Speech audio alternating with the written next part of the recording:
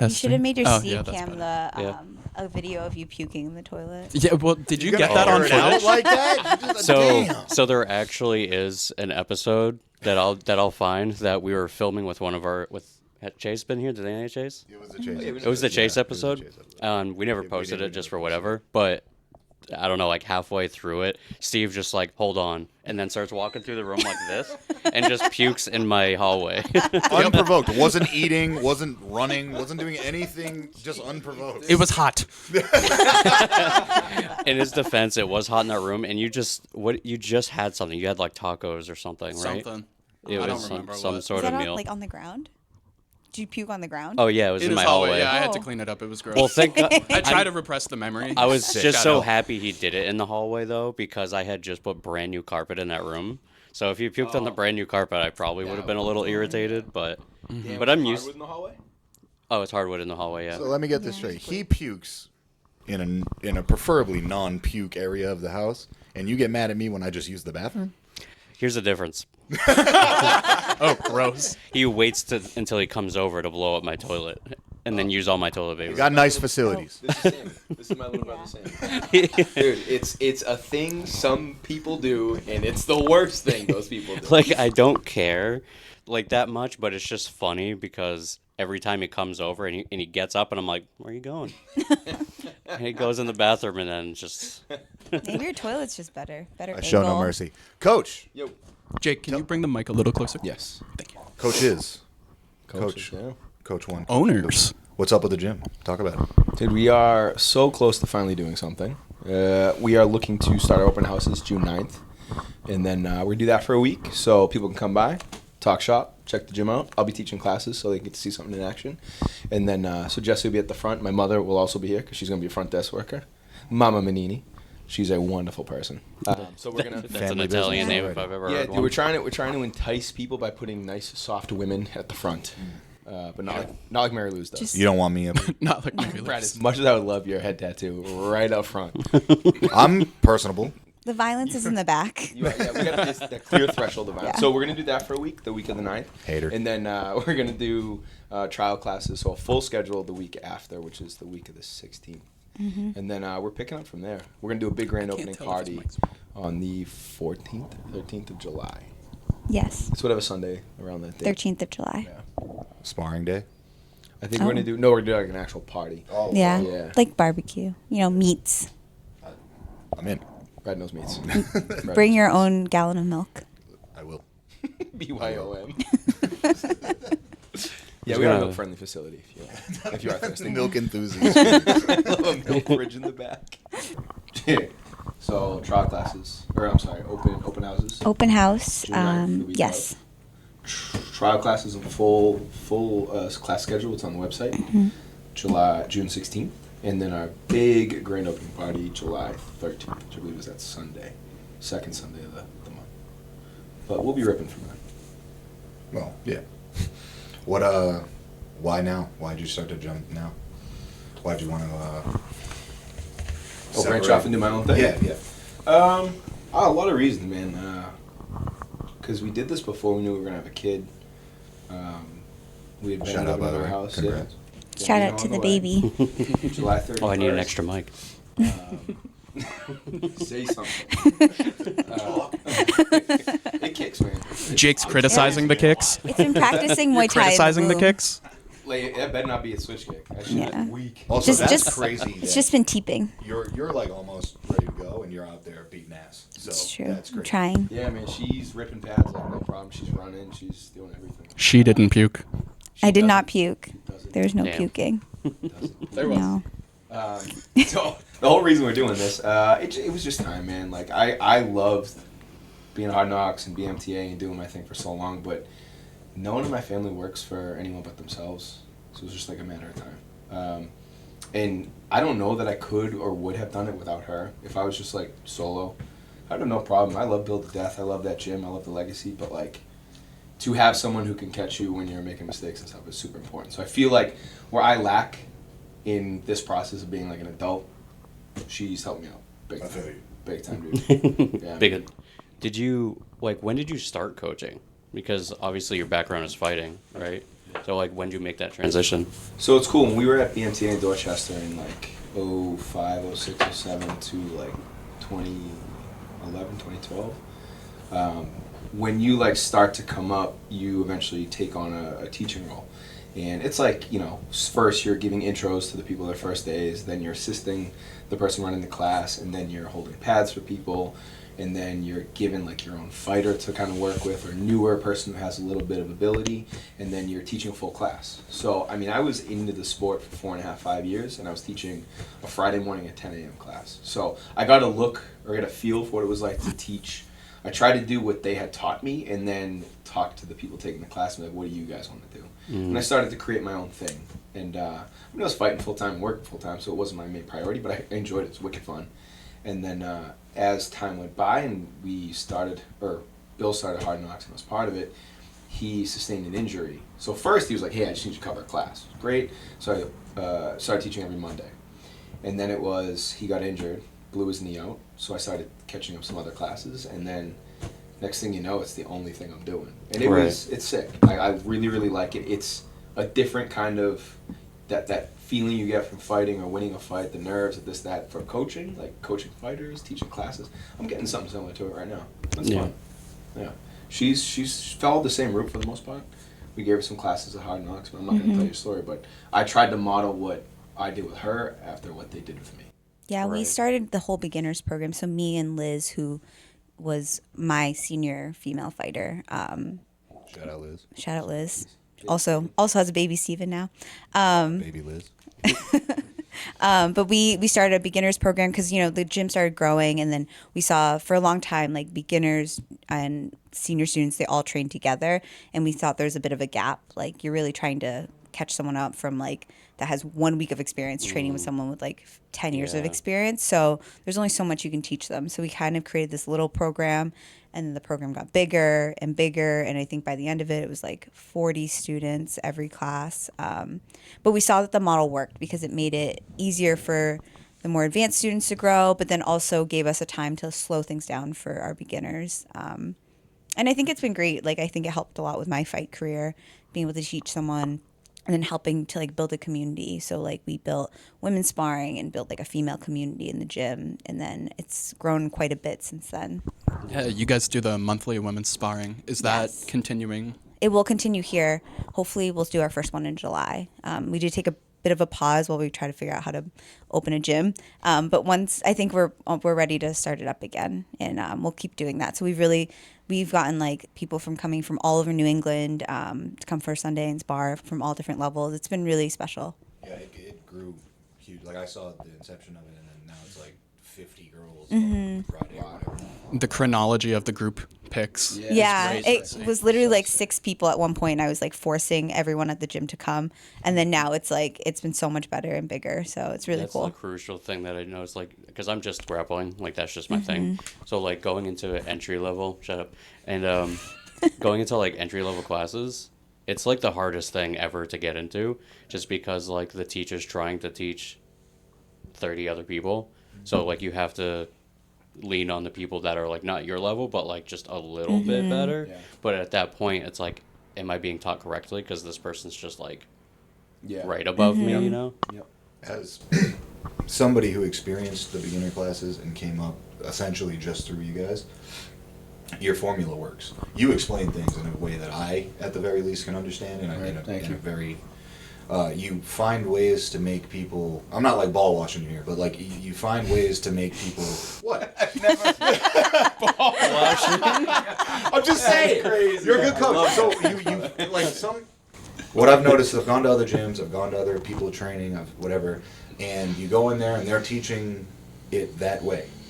You find a way to make it applicable to that individual fighter, even if it's the same technique. It's just your eye for certain things and whatever, and experiencing from the beginner classes to where I'm at now, and being able to see like how you fight from an outside, I can see the mini-meanness, you know what I mean? I think you're the best coach in New England, striking wise, and I don't just say that because I come here. It's just the results speak for themselves. No UFC titles though. We got no UFC. No. But many Muay Thai titles, so many of them. How many Muay Thai titles equal a UFC title, Steve? All right. I'm just saying, how effective is grappling when you take the rules of UFC away? You gonna go on the ground when I could soccer kick you in the mouth? How about a knee to the head and turtle? Let's actually. This is a good, This is Brad's This is a campaign to get a great fight. conversation. This is a good segue. Actually, Mass State Athletic Commission now allows soccer kicks when you are flat palm. To the face or the body? Because the body was always okay. Face. Hell yeah. Yeah. Flat palm. 2 hands or 1 hand? Two. Oh, well, who's doing Well, it? no. Listen. Or either or. Either or. Oh. Okay, cool. Who's doing it? Everyone does it. Fall down, get up off the ground. Yeah, you're doing one You hand. better now. speed up. No, Oh, yeah, but some like- of No, dude. So if you're when guys are like, Oh, well, yeah. Oh, yeah. hey, it's like, all right, cool, boom, I'm gonna stand you right up. Oh, man, you'll do a Dude. fucking 360. Yeah, man. You know what I mean? So I didn't know that changed until I was at Cage Titans the other night, cornering Hakobo, and they were talking about the back. sick knockout. Sick, yes. Shout out Hakobo. Shout out Muay Thai. That was the One of the elbow, most. right? One of the Shout out elbows. It was one of the loudest elbows I've heard. But they were talking about the new changes. So that downward elbow thing had changed a while ago. It was cool. No one throws them anyway. But soccer kicking has its place in that sport, and it is good for the sport. We say that all the time. Like, as close as you can possibly get it to a street fight is how it should really go. Yes. Jiu-jitsu is absolutely mandatory, necessary, and effective.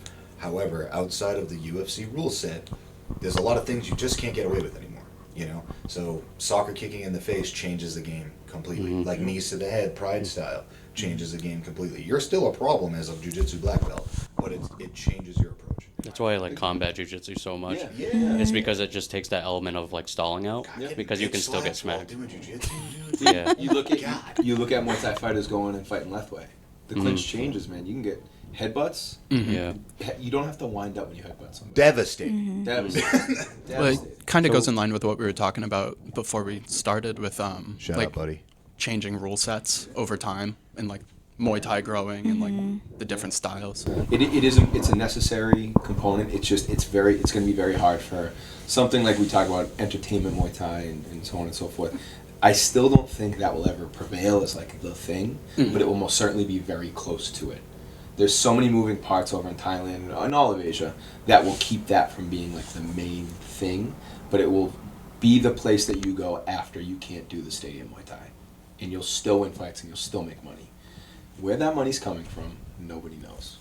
Who cares? Now, what would doesn't matter. what would lead to that transition? So, like, when you can't do stadium Muay Thai anymore, is that you are no longer competitive, or Yeah. is it like a cardio thing because they go longer, or It's age and competition level. So, I mean, the average Muay Thai fighter is really picking up steam at 14, 15, and by 21, 22, you're cooked. Never mind, I mean, you're seeing guys now because science and strength and conditioning is getting so much better. These guys are lasting until like 25, 26. But if you go to like Onmoy Stadium, Which sounds insane. Like, It- just it's- do it at You're 26. beating Yeah. ass at 5. Yeah. it's wild. And taking multiple fights a weekend. Yeah, no problem. You're fighting 2-3 times a month. But to watch like the stadium guys who are like 16, 17, just putting away 20-year-olds. Like, how many of those do you know in any other sport that happens? It's very rare. But it's a commonplace. well, it hits the news because like you get a LeBron James pulled right in from high school. Exactly. It's always the exception. It's over there. It's weird to not be 16 years old, tanking 21-year-olds.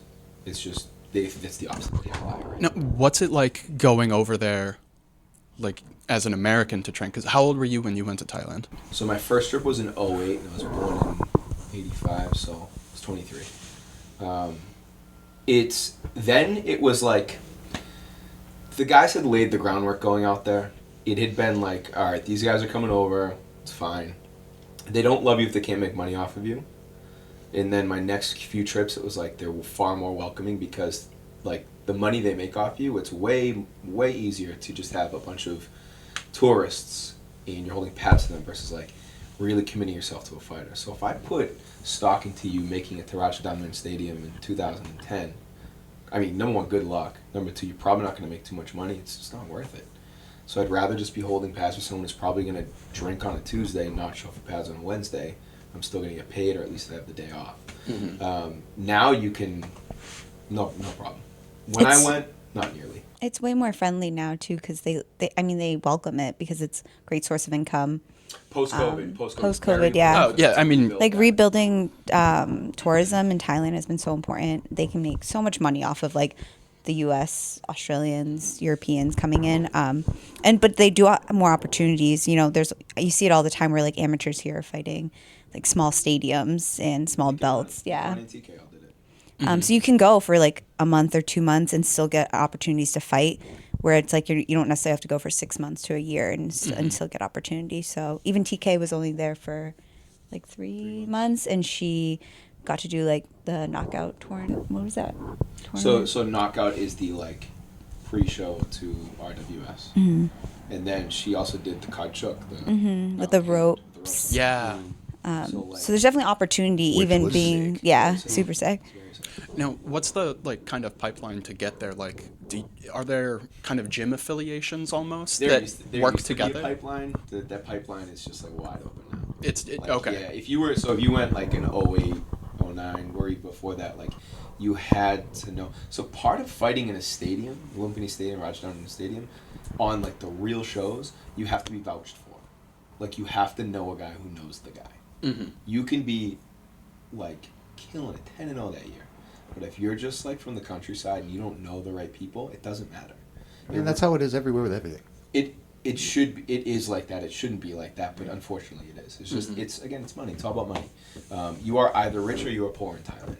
So, like, when people from Hard Knocks or now Song Khao go to Thailand, they're not following the same path as each No, other? as long as you are like Ronnie and Nick went to FA Group. FA Group is a very big gym, very popular gym in Bangkok. So they have the hookup. Like if you're gonna fight at a show, it's gonna be one of these three, and that the KO or knockout show was the one.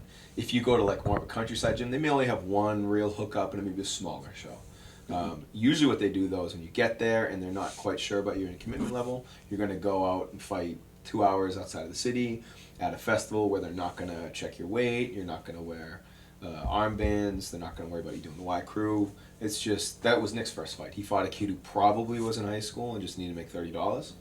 Nick hit him with a liver shot, and regardless if you're high school or not, $30. it's $30. That's A lot big of money. over there, man. Hey man. So yeah, but now like you can, if you're like worth your weight in dog shit, they'll give you a decent fight. If you excel, then the pipeline starts. Then they're like, all right, maybe we could get him on RWS because me as the coach, I can make more money if I still in RWS. So you've got a couple people fighting today in Turkey. That's all kind of pre-Olympic almost, right? Correct. This is Like that organizationally. competition. Yeah, this isn't that where they're like testing the waters to see how people behave and like if the IFMA overlords are making sure that people are drug tested, making sure they have the proper equipment. There's no like brutal imbalances of skill and stuff like that. Test It's got to be run. like a nice polished product to serve on the Olympic stage. Do you Which think? is No, go No. ahead. You were waiting. Oh, I was just gonna say that it's good to see another sport besides judo and boxing in the Olympics because they're both kind of, I'll say niche. You know what I mean? Like Muay Thai is a more realistic fighting style, in my opinion, and boxing to me is an art, and I love boxing. You know that, Sure. but as far as like fighting, I think Muay Thai is a better representation than both of those two sports. Far more entertaining. Far more Yeah, I mean, like the boxing people love boxing and the judo people love judo. I feel like almost anyone can watch Muay Thai and be like, damn, this is pretty cool. Amateur the thing. boxing is a different monster. Amateur Muay Thai, because this technically is like amateur Muay Thai. Well, that's the thing too. Is like, why do you? I see it like this way. Like MMA is obviously super popular. Boxing's really popular. What do you think is gonna take Muay Thai to like kind of get to that level? Do you think it ever will? Like, Small gloves. Small gloves will most certainly help, but it's going to take money. It's, this conversation sometimes ends up going to, I'm sorry, not sometimes, most of the time goes to, your sport's so violent, why isn't it more popular? Like, if we're still talking about that, it has nothing to do with the sport. It has to do with the things around the sport. And that's influence, money, and then, your platforms. Jesse, what do you have to say about that? I mean, there's just no money in Muay Thai. So if you think about these people going pro, you're making $1,000, $2,000 a fight. And if you think about how violent Muay Thai is, I mean, compared to boxing or anything People trip else, about you bare know, knuckle, but Muay Thai is I way mean, worse. now we have. there's so much more potential. There's plenty of potential for injury, and you make no money off of it. It's purely for the love of the sport. So for it to really like blossom and grow, you really need to fund it. Like even the U.S. team going to IFMA, that's all personally funded. So they all paid money to get there. It's not like the government or any group is helping them do it. So it's like you can't grow a sport without any funding. Sponsorships and whatnot. Yeah, I mean, a lot of the fighters on the team, including ours, have sponsorships. That's how you make it work. But the U.S. team being sponsored as a whole, like when we do the qualifiers, Combat Corner sponsors them, the U.S. Army sponsored this year. Dude, the Olympics are a fucking scam anyway. The fact that you have Yes, all essentially absolutely. professionals, Break like they're dancing. amateur, but they're Yeah. professionals on the world. Everyone watches the Olympics, no matter what language you speak, and you're not getting paid, and there's sponsorships everywhere, and you got to go yourself. For what? And And Yeah. you're considered the It's a best in the fucking world. scam, dude. You're considered the best in the world in your sport, but it's Yeah. That's it. And maybe that's arguable at best too. Right, 'cause it's still I know amateur. a guy who knows a guy to get on there. But like, okay, you're the best in the world and you're not getting paid. that's it. I fucking always stupid. found that kind of weird because like not best in the world. You're kind of like an amateur best in the world. You know what I mean? Like they have They don't Olympic advertise like that. boxing. That's but not they're that's not what boxing. amateur Yeah. means in boxing though. Like when you want your accolades in your boxing career, you do amateurs. When you want the money fights, you go pro.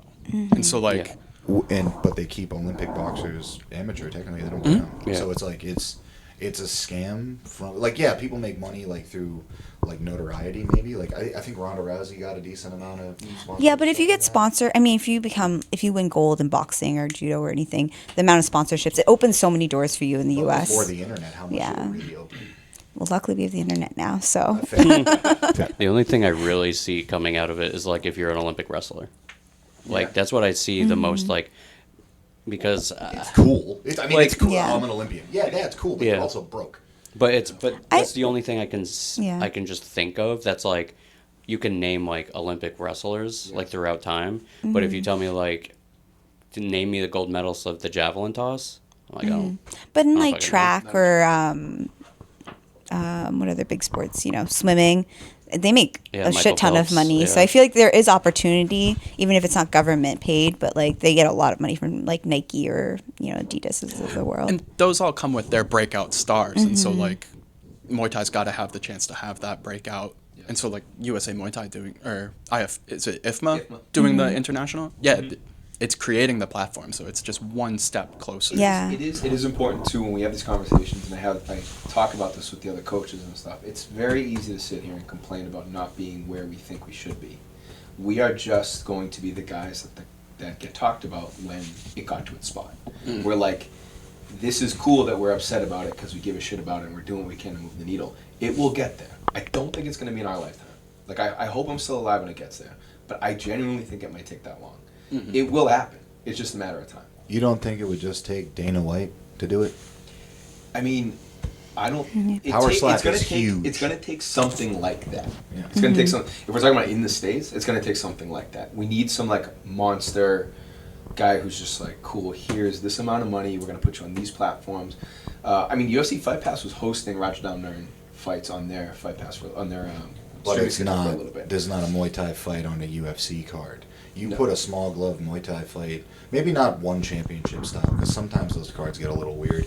But like a UFC Muay Thai event would bang, but because it's the promotion machine behind it. It really comes down to the promotion. It's all about that. People willing to take a risk, and it's so tough when it's like you as an investor is like, you're almost there, but I'm gonna wait till you're there, and then I'll give you all this money. It's all a bunch of those guys just being like, are they there yet? Are they there yet? It's like, no, one of you step up, give it a chance. I think the UFC is on the way there because now they have like the grappling event and then they have power slap, but I feel like it's just a matter of time until he throws They're getting into something else boxing in there. too. Boxing. Yeah, they're getting into With boxing. I think like Saudi Arabia he was talking with.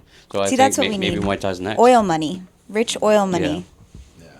Stevie, Anything goes in Saudi Arabia. Let's get that oil. You need to stop getting Can I gamble on it? Stevie shovels. Yeah, you can gamble on it. Absolutely, dude. Yeah. So why Muay Thai? Like what started the whole Muay Thai career? So I did karate when I was Yep. 16. So I was older. I just always find it funny because karate is the gateway drug. So I did karate when I was 16, and I got made fun of by my buddies for doing it. I came to lunch one day, so 16 years sophomore in high school, junior, and I wasn't like skating anymore. I was just going to karate, and I go to sit at the lunch table, and my boys had put together this thing just said FOJAC at the top, Friends of Jake Against Karate, and they signed a petition to get me to quit karate, and it just made me so fucking mad. Like, it was wicked funny, I guess, and I was like, fuck this, I'm doing karate. And then I went with my buddy. They just wanted their friend back, dude. I wanted to hold you down, keep you down where they're at with us. Yeah. So I did karate for a couple of years with my buddy Pat, and then I found out that we were in Whitman Hanson High School, so you don't meet the Hanson kids until you start going to high school, or if you knew them from shows and stuff before. But I met this kid. His last name was similar to mine, Panini, so we would be seated near each other in school, and we'd always the teachers would make fun of us for having similar last names, so we just inherently did not like each other. And then I found out he was also doing karate. And you're like, I'm gonna fuck this dude no, up. the opposite. The opposite. I was like, hey man, I also do karate. He's like, do you really? I was like, yeah, man. And we became best friends. So Mike, fast forward. So we were doing karate, and we would literally do karate in his garage, and Became best we were friends. just like trying to figure out how to like not be more violent, but like be more effective, so to speak. And we played a bunch of video games, and we literally went through our video games like, who has the best style? Well, the Max Holloway approach. Sagat. Bruce from Tekken Tag. Yeah, Sagat obviously, but like Bruce was my guy. And we were like, let's look up Muay Thai gyms. And the only Muay Thai gym was in Revere, and it was technically the only Fairtex gym in the East Coast. So we had just gotten our license, we were like 17, 18. And we were like, let's go. We called them. They're like, yeah, come and do an intro. You can sit and watch, blah, blah, blah. So we drove, and it was like an hour and a half. We were like, this isn't, we're there, deep South Shore. So we sat and we watched. It was this like little, like 1,100 square foot joint with 3 TVs, prison TVs, and a wall full of mirrors and a ring. And it was just so loud and steamy and gnarly in there. And me, Pat, and Mike watched, and it was just like, this is it. This is what we're going to do. We ended up not pulling the trigger on it. And then when we revisited it, they had moved from Revere to Dorchester, so the other side of the city, our side of the city. So like, yes, let's do it. And so we went. I quit in like a month because it was too hard. As one does the first round. Yep, Pat quit in like 3 or 4 months, and then Panini stuck with me. He had his first fight 9 months into the sport, and I was still boys with Panini, but I had just gotten fat from just being fat and skating and eating Shout out. Milanos, and just shout out to being fat for a little bit. And so Mike fought in Philly, and I went and I watched, and I was like, shit, this is what I want to do. And then I got back into Muay Thai, and that was it, man. And it was just born from being made fun of. Was that where you met Bill? I've only ever had technically 2 coaches my entire Muay Thai career, and it was Steve and Bill. When I came to Muay Thai, when I came back for my second go, he had just had his last fight at 38 years old.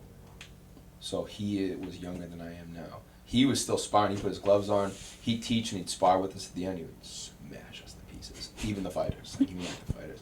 And his head coach, Steve Soriano. So Bill taught some mornings and one night. So every morning but Fridays he taught at night, so it was his day off. And Steve taught all nights and then took off Friday, Saturday, Sunday off. So you would get a good mix of both. So you got both the training styles. Steve was ultra technical, fought at Lumpini Stadium when it wasn't cool to fight at Lumpini Stadium on an off night back in the Wasn't 90s. cool? Like, what do you mean? So, like, you didn't, like, no one could say that. They didn't do that because they didn't let you do that unless you, like, went out and put in the work. And because they were so ingratiated with the Fairtex world, he was able to get that pipeline that existed knew the back guy. then. But he had to do an off night. So they have, like, champions nights and they have off nights. And he fought an off night, he fought another corner. It's still sick he got to fight in Lumpini Stadium. Right. Like, literally touching that canvas is the coolest thing that's going to happen to you. And it's gone now. But they rebuilt the 2 stadiums. So Steve had this, like, super clean, but he boxed a little bit when he was younger, so he was, like, pretty, like, updated Muay Thai. And then Bill was just, like, just Dorchester fucking lunatic style Muay Thai. Like, everything had, like, I did this one time in this street, I did this one time working at a bar, I did this one time, I'm telling you it works, even in the ring. And it was just, like, super violent, but it was, like, still Muay Thai. Steve taught me about timing and rhythm, and Bill taught me how to, like, cheat when I fought. It was, like, the perfect mix. You mean how to effectively subdue an How- opponent? Yeah. How to keep yourself safe. To be a hammer. Yeah, we call each other the hammer and the chisel. But yeah, so that was it, man. So I got lucky. I got lucky with karate. I got a Hall of Famer for sensei, which I had no idea. he taught me all about the martial art, the background to our gym, all that stuff. And then when I went to Muay Thai, I got the same thing in those two coaches. And then, gonna keep talking about it, I was throwing a question mark kick on the bag one day, like a year and change in. I was about to have my first, or I just had my first fight. And Bill was holding pads for me every now and then. I wasn't a full-time Bill student. And he was like, where'd you learn that? And I was like, oh, and I was like super embarrassed. There was no one else in the gym. It was like end of the class. And I was like, oh, I did karate when I was younger. And I was super embarrassed to tell him. He's like, what kind of karate did you do? I was like, Wade Jiu. He's like, me too. And after that, dude, he was turning side kicks, crescent kicks, and he would teach me don't crescent kick to hit somebody, crescent kick to break their collarbone. This is how you do it. Like, that's the way he taught things. You know your students are going to see this. Yes. Very proud. Listen, all of my students have Taekwondo, Muay Thai, and all that in them. I'm sorry, Taekwondo, karate. All that shit, I make sure that it comes out. He does allow them to throw spinning stuff. Yeah. Some of our best fighters. Romani. TK did Taekwondo. TK did Tang Sudo, or I apologize, TK. It's the other one that's closer to Taekwondo, but she did in Korea. Sick. So, like, yeah, when she went and stayed with her grandparents, I believe. But Romani was a like super high level point fighter, and like you can't. Or even Ross Levine. Huge karate background. Greatest martial artist America's ever seen. No, I'm not saying that in jest. I genuinely think Ross is. I mean, he's a Hall of Famer already. He was a Hall of Famer like 36 years old. But like even porting over to kickboxing, like just incredible talent. Shout out Yeah, to the sports Glory. performance. Shout out. He had the Glory Knockout of the Year, I think, like right before COVID. Yeah. Yes. Yeah, that was fucking And awesome. he did that off of one of his hardest and most miserable weight cuts. And he still had the steam in him and the time to cook that kid. Hardest worker in the room. Hardest worker in the room. Nobody beats Ross Levine. He also has his own gym now. Yep, he has his own gym. They Turbo just- Sports. Shout out in Rhode in Island. Rhode Island. Also, Coventry or- No, Kingstown, Kingston? Kingston. Kingston? West Kingston, Yeah. Sorry, Ross. Somewhere in Rhode Island. It's 10 feet. You'll Shout out find Rhode it. Island. You'll It's find it. it's 10 Yeah. feet. Yeah, it's a nice part of town. Also a baby on the way. Yeah, you guys have a lot of Yeah. parallels going on right now. Yeah, it's cool. He's Gym beef. Gym buddies, always gym My baby's buddies. gonna beat your baby's ass. I think they having a girl. They're having a girl. They having a girl, we having a boy? Doesn't mean they can't fight. Well, Do you guys know what you're Yeah, having? we're having a boy. Yeah, what a boy. the world's getting real accepting lately, so you'll probably see some Yeah. crossovers. That was something to bring up too, because you said Bill was like one of your only coaches like forever. Like him seeing students open up their own gyms, like you would think there's like this weird, I want to say like aura of like, oh, I'm gonna leave you now, and you just like, oh damn about it, but you must be like super stoked about seeing students move on to like open up their own gyms. Yeah, so that is it's like a hot topic in any community. Like, I mean, the jiu-jitsu community, it's like a death sentence. Yeah, put that in front of the fucking camera.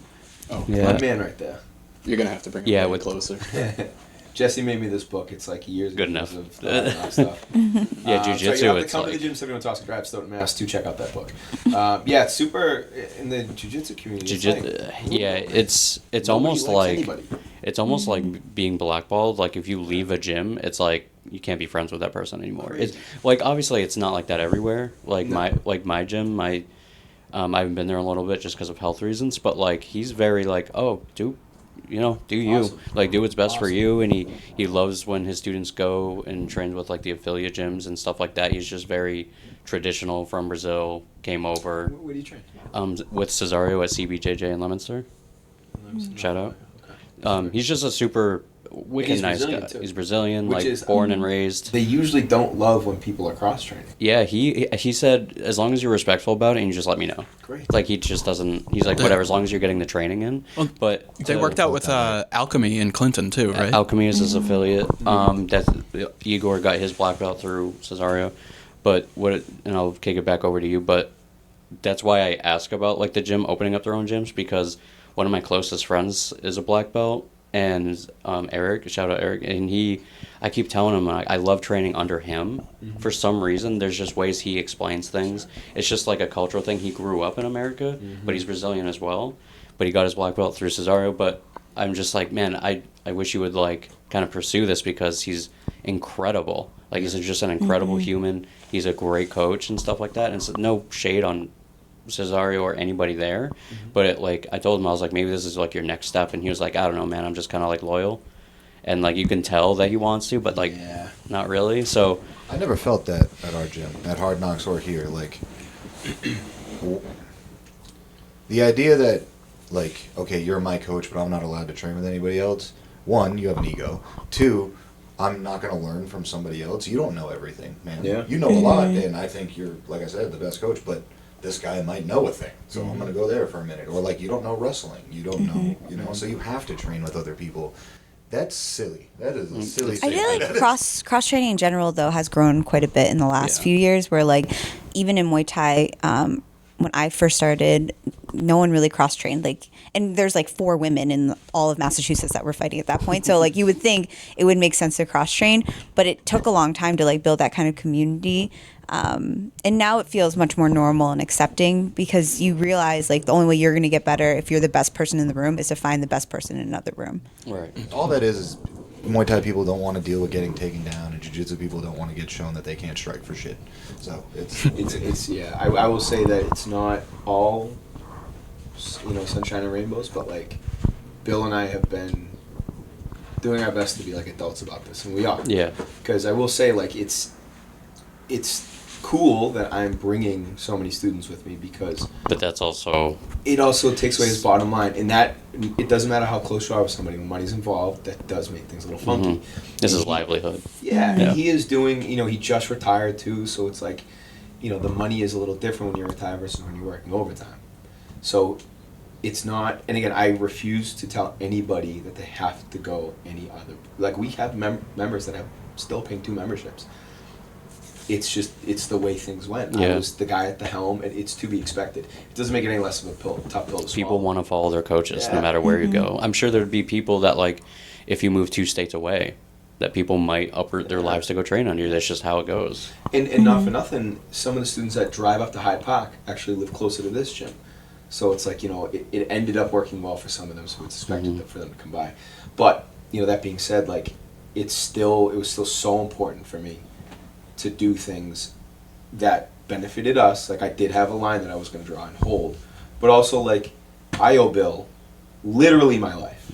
It's just like, you could do it shitty and it would happen fast and you'd be fine.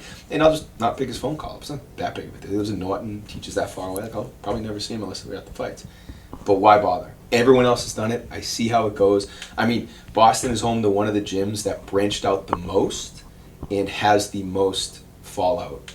I mean, you go to any MMA show, any Muay Thai show, and if you're a regular, you know exactly who I'm talking about. Won't name them, rude, but like, it happens when you get too big too fast and you don't you don't service the people who are servicing you, so to speak. Like, it's cool to do your own thing, but you have to remember where you came from. You have to make sure that you're kicking back still.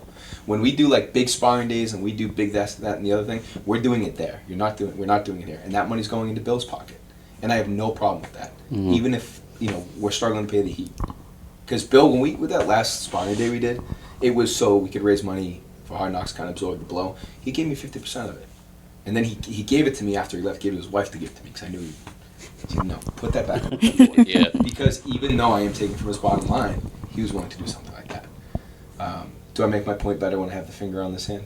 Yes. yeah, it's way more serious. Dude, it's so important for me too. Like, you talk about Cesario and the other gentleman there. It's the same with me, Bill, and I know it is. I teach what he taught me, but then I teach it probably a little differently than he taught me, and I have more experience. Yeah. And then my fighters with more experience are going to do the same thing to me, and I hope they do. But to figure out a way to navigate that is super important. Because we didn't really talk about things too much. We started talking about it as we were going, and sometimes it's too little too late, but we were figuring it out. And I, dude, like, the phone calls that I have with him now, I'm talking to my friend again, and not talking to the guy who, like, pays me, and I have to, like, make sure the students are there. And it's like, dude, I miss my friend. Yeah. Like, he was my coach, but Bill's my guy. I love him to death. Good dude. Nuke dog. Nuke dog. New dog. Yeah, one of the best. He's been around the longest too. In the Boston scene, he's been one of like the rocks in the ever-changing ocean. It's crazy, like watching him watch more people come in and out. And just, I remember that guy. I remember that guy. Does he promote the shows sometimes I know about in it. Melrose? Yeah. So he is part owner. He helps. okay, yeah. he is. Part owner. He's more on like the like he does. They all have their like own role, but there's some overlap. But like when it comes down to like set up and break down, like getting shit going, he's the guy. Oh, I But think he hosts the weigh-ins too. right, because the weigh-ins are done at Hard Knocks, and then one of the first Nick Rossi fights I went to, they had Duke Rufus there, and Bill was in the ring introducing Duke, and I was like, wait, what's Bill doing up there? Yeah, Like, I mean, dude, we used to do smokers at the old Hard Knocks, and it was like when smokers were allowed in Boston, and Bill would buy these little trophies, and he would call all the coaches into the ring before the event started, and he was like, it sucks being a coach. We gotta show love every now and then. This is for everyone who works really hard, and like all the coaches had to receive this like tiny little trophy, and then the event would start. Like that's Bill. That's Bill. Yeah. It's a perfect Bill story. There's always got to be a sense of like when you're coaching somebody that's so consistent, like in the back of your head, you must be thinking like someday that they might leave me to open up their own gym. Like it's kind of expected. Yeah. We like talked about me taking over Hard Knocks, and it just like it wasn't what I wanted to do because it wasn't mine, and I needed to start absolutely clean slate, brand new. Like honestly, I didn't want to go through the books and clean things up. I didn't want to like change the colors. I didn't want the name. It wasn't mine. It wouldn't be the same. I want my thing. My father started his company. My brother started his company. They did their thing from ground zero, and why wouldn't I? At least give it a go. Hard Knocks is like a great representation of Bill too, like in his personality and his being, and just. And I feel like what we've created here is a better representation of us, you know, and where we expect our gym to go. Hard Knocks is Bill's legacy, and this is the beginning of both. And of even if we yours. change the name, it doesn't mean that we didn't come from Bill. Like we still value everything that like Bill has given us, and doesn't change. Like if you look around here, there's like a ton of photos of things from Hard Knocks. Like we still value so much of like what we got from him, but it was like our chance to, you know, do our own thing. The new regime. It's true. Where'd the name come from? 2 knees. 2 knees, SONG KHAO, 2 knees. It's all about the tonal notes. You can mess that up. This could be 2 mountains, 2 rice, 2 boys. It's 2 knees. 2 boys. 2 knees. My last name's Manini. When I was a kid, when the teacher calls your name out wrong at the beginning of class, it's it. That's over. You're getting roasted for the rest of the semester. Fucking 5 years, depending on how long you're in that school. Dude, yeah. So I got smoked. I got like Mawini right off the bat, and that turned into Jake No Weenie. So I came home one day. I was 8, 9, 10 years old, and I said to my parents, "I'm not telling people my last name anymore. I can't do this." And my mom Change my name now. My mom's like, "All right, you're gonna tell them your name is Jake Manini," and she slapped her 2 knees. And then when we were trying to figure out names, I had written some names down, and the abbreviations were a little funky, but because it needs to be something. If we're gonna go with the Thai name, it has to be something that the rest of the world can pronounce, because we are in the South Shore. Thank you. Yeah. So SK was a quick abbreviation. So 2 knees, Manini, 2 Maninis, so on and so forth. What? Nothing. SK abbreviation. We'll just we'll never get beyond it. Yeah. Even the font. Yeah. Oh, holy shit, dude. Yeah, I'm not kidding. Bangkok Beatdown. You can fill me into this on camera. Yeah. No, our first band, the initial was SK, so it's just funny. Yeah. It's all 3 of them. Yes. Yeah. Yeah. This was like over 10 years ago, so but it never goes away. So two knees. 2 knees. Manini. Manini. I got to check all my boxes, man. I got my Thai name. I got something I can abbreviate, and it means something. So when did you retire from the pit, both of you? Ooh, when did you retire? I don't know if I ever entered the pit. I could have sworn I seen you 2 stepping. I was guns like- up. But are you on return to the pit? I probably return to the am pit. creeping in Find like a a background QVCC photo video somewhere, being like 14 years old. Oh. So I remember overhearing you and Santos talking about their 4am one time while we were jumping rope, and I was like, I yeah. fucking love that. Shout out Brandon Davis. Still missing. Still Dude, MIA. So you never pitted? yeah, I was I I hope not. I've been a very small human. I would have RIP'd myself right away. Dude, there's some small. No. Yeah, I was they not. get fucking obliterated. Yeah, I was Yeah. not. There's never ends well. no point of me being in that pit. No Jesse Pit Boss? No pit box. Jesse Pit Yeah, Boss. no. I actually am embarrassed to say I may have found myself in the pit for Glass John Poison the Well 2 weekends ago. Oh, that's embarrassing. But- Oh. I wish I knew that Boy, beforehand. Question mark kicking people. I was on a mission to steal someone. Standing like this. Oh no, dude! I was trying to pick a guy up and bring him out of the pit, and Oh, I thought you were gonna say steal someone's shirt. no. I was to retrieve a human being, and I failed because I couldn't put my feet underneath me. I drank a little too much too fast, just to deal with the fact that I was that poisoned well. That show. But probably my last pit session. No one leaves forever, dude. Nobody leaves forever. No, and I will pit again. Yeah, dude. I don't know. Probably. What's the band that would do it for you? There are many bands that would do it for me, but probably the one right off the top of my head. Oh, I'll tell you, I know what it is right now. Right, Big come on. ass truck. Absolutely. Oh my god, yeah, I would lose my life Awesome, for that band. Yeah, there's not many that would. I mean, I think Shadow Realm played recently, right? Sure did. Like last weekend. Yeah, Last weekend, the DVD It would have show. been. It would have been the Realm. Yeah, It's man. You know what? I actually stopped pitting when I started Muay Thai because I got my nose broken from a stray windmill.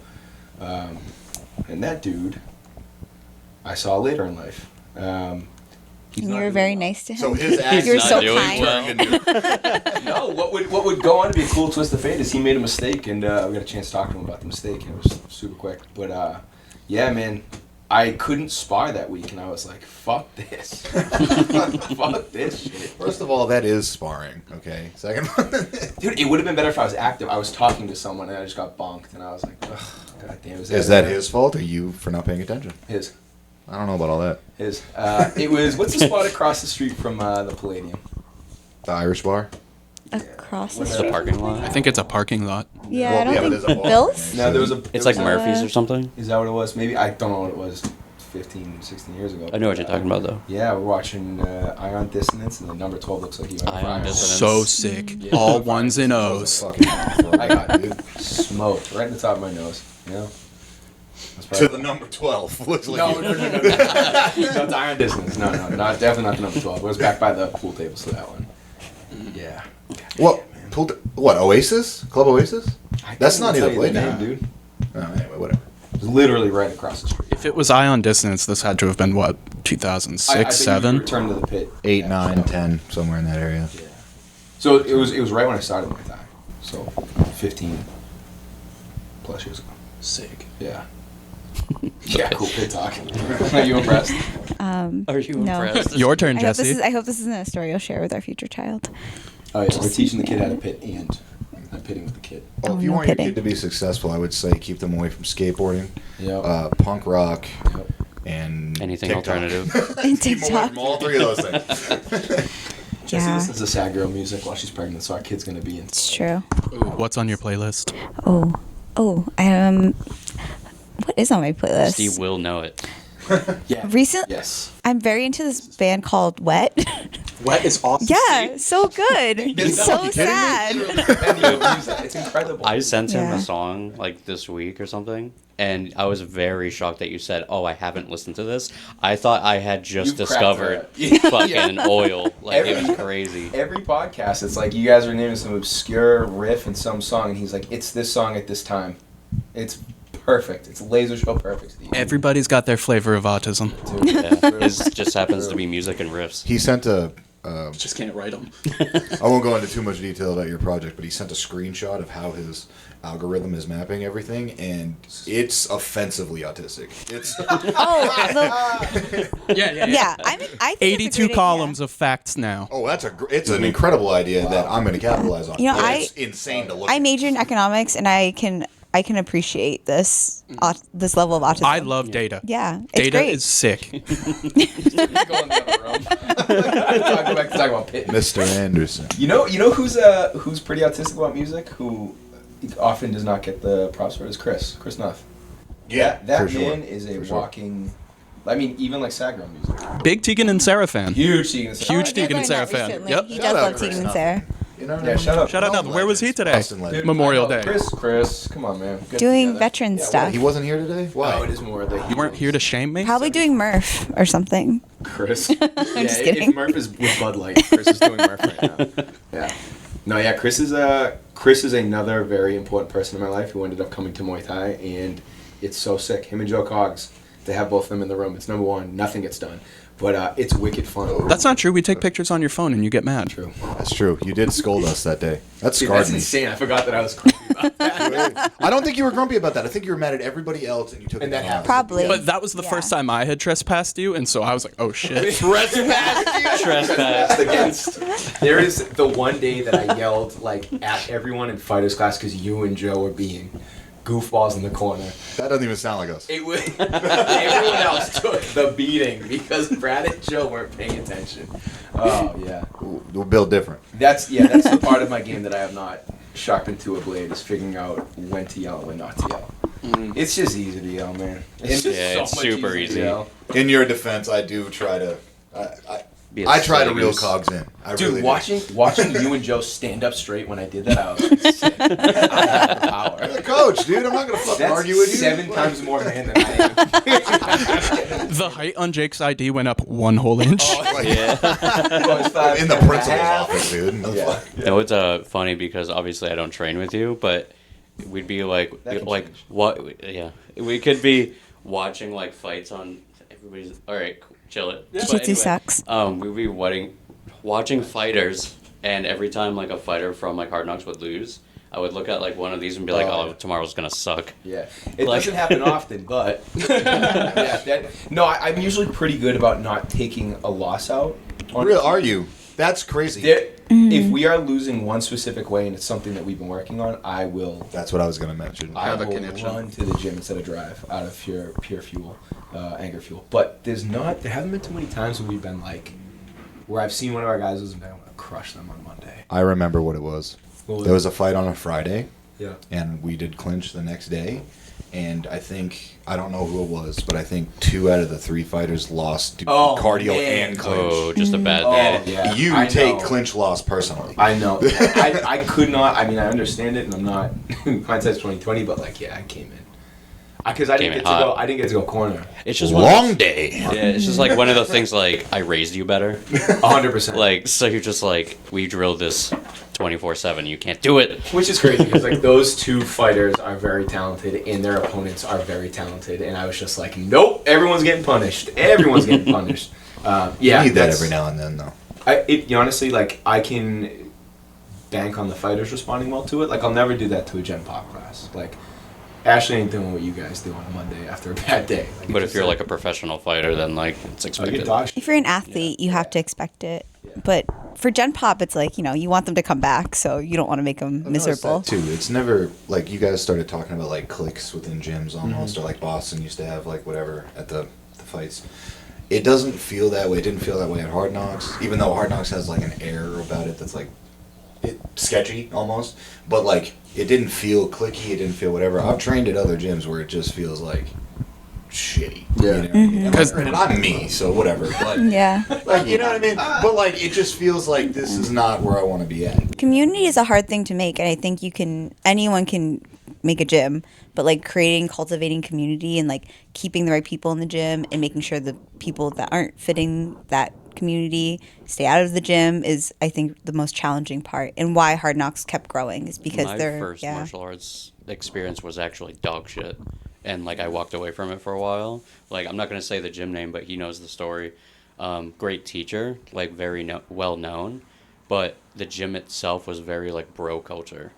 So like I was there for a month and got totally turned off on it just because like Steve helped me a lot too. Yeah. Like, sorry, I didn't mean to cut you off. I just Walker? 'cause I Yeah. saw it. Yeah. Yeah, because he was a big part of the whole. You know what I mean? Like, I mean, Steve's incredible for a community. Like, He is an Yeah. incredible leader in the community, both his community outside the gym and what's going on inside the gym. So I mean that like it's perfect. that was pretty much my spiel. Is that like Yeah. I got turned off on it and I walked away from it a long time. However, Steve knows I've been watching fighting since I was in high school. Like WEC is what got me into Uriah Faber.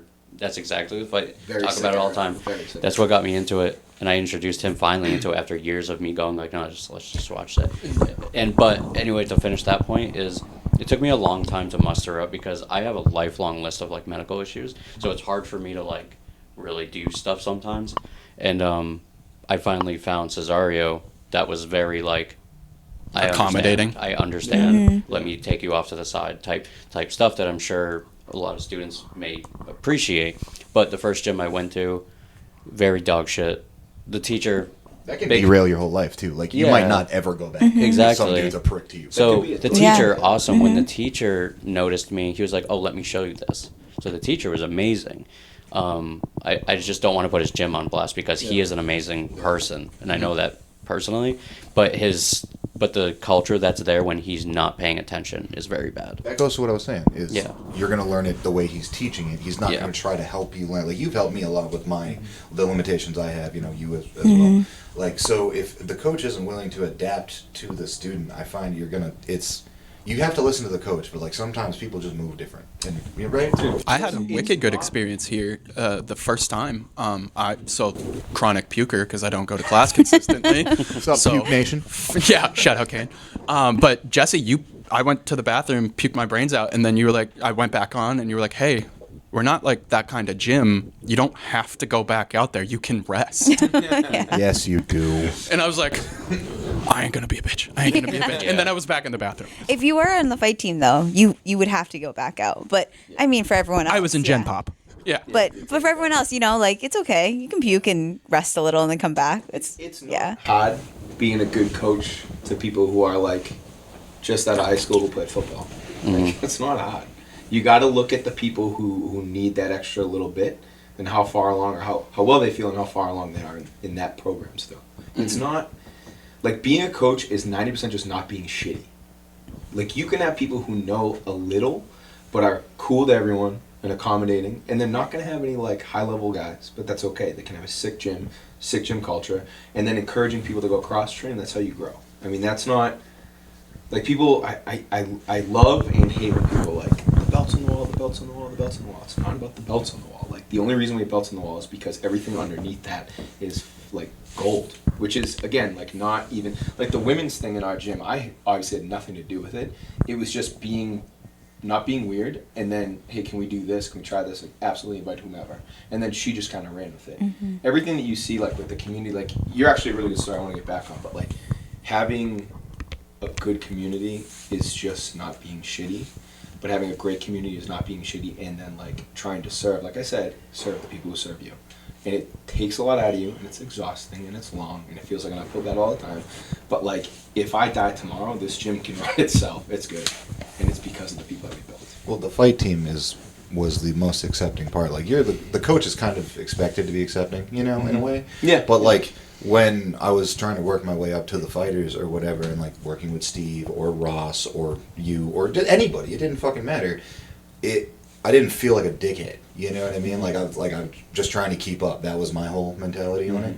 And like you said, I never really thought of it as like a community or whatever. I didn't think that deep on it. But like it's the acceptance is there, and I never felt any of that cliquey bullshit. Like, and we've talked about other places where I had felt like that, and it's just like it doesn't do any good. Like being a meathead about the fight team you're on. Like sure, you want to have good people that you train with that are competent and whatever, but being a fucking dickhead, you're just a dickhead. It's not helping the gym. Exactly. That's That's all you end up being. Yeah. It's like a coach who sleeps with the students. That's all that coach is. That's all they become. A technique dickhead. Yeah, Like- yeah. You can gatekeep and you can be a hipster about having a good community. It sucks. But what I want to talk about with you was you coming first. Like Joe was like, "Hey, this guy's gonna go by. He's probably gonna be super to himself. It's fine." And like you were very like, you're in, you do your thing, and you're out. And I could see people starting to like talk to you because you were more consistent, and you were just like. It took a minute. It took a minute. Finally, Cox grabs me and he's like, I was like, what does Brad think? He's like, he's good. I had to remind him that it's okay to put his shoulders down and people are going to talk to him no matter what. And they're just like being normal, not trying to get anything out of you. And that isn't a very extreme case because you guys are seeing like how cool we are with each other, but like it was not always like that. It wasn't like that with other versions of our gym. But like being able to have you or help you meet everyone halfway. And then in the same token, the girl who's super nervous about coming to class because she's never done anything like this, like it's the same person that serves both of those people, and that's what being a coach is. It's super hard to be like that. Imagine like if I had a room full of Brads, I would eventually figure it out. It'd be fine. But like having a Brad and then having a Delaney, like having to change those shoes, it's just night and day. It's not easy. It's hard to template. Big time. And then like you have to do it on a day where you didn't get enough sleep. You have to do it on a day where you found out your grandmother died. You have to do it on a day where you just scratched $100 scratchy. Like it doesn't matter. And then to what Brad was saying about you kind of having like the community cultivated, when you do have a day that you can't be there because you Totally. have life, Alex, there's Jesse, such go a over there, please. team to fall back Yeah. to. Yeah. This is in like in our lives, you and your group of friends or the people around you create a system of checks and balances that cuts the fat when either you can't or you just aren't sure how to. Yeah. Saturday morning clinch. Dude, it's like number one, like we can get rid of the people who aren't as serious about it because they go out and get banged up the night before, but also people who are doing some creepy stuff on the side. It's like people won't be like, hey Jake, should I go talk to this person? They've already done it, and they go, hey Jake, I just talked to this kid about that. Thank you. Great. And then like when you're traveling with a fight camp of fighters, Yeah.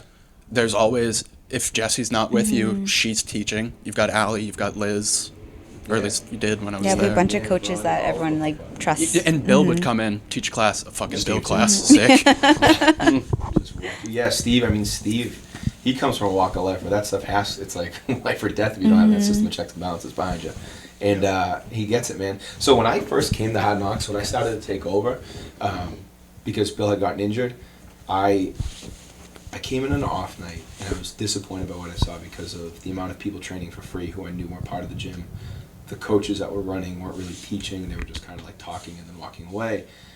And I was like, man, this sucks. And I brought it up to Bill, and Bill's like running a gym on his own for the most part. He has these guys kind of helping out, so and he's working a full-time job, so I know he's run ragged. So when I started taking over these classes, I was like pretty rough with a few people right off the bat, and reminded them of the expectation that was set when my team was fighting, and what the legacy going from BMTA to Hard Knocks was. And they didn't like it.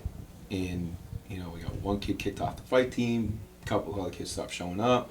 I got in like a shouting match with one of the coaches, and then right around that time, we had to go to WK's, which was a big tournament, and my two fighters were Liz and Steve. And I didn't know Steve that well, and I obviously knew Liz pretty well. And Bill's like, yeah, they'll be fine, just, you'll be good. So I'm out there with them for like 3-4 days. I told the story on another podcast I did, but it was we sat down with Steve at dinner after the first night of weigh-ins, and Liz went to the bathroom, and he looked at me, and he's just like, I didn't like you when you first came to the gym. And I was like, all right, here we go. That's so Steve. And then he was just like, let it sit, and he goes, nah, I like you a lot, man. And like, Steve is... I have an infinite amount of love for Steve. He's just a perfect person in my eyes. I think he's just one of the coolest dudes, and he's so important to his community. And what he's done for Bill's legacy, for me hanging out on his coattails as the biggest cheerleader, like Steve. We're talking like he's dead, man. He's What's up, man? Shout out to the champ. I'm not Steve's coach anymore. If Steve fights again, I don't know if I'm going to corner him. That's up to him and Bill to talk about.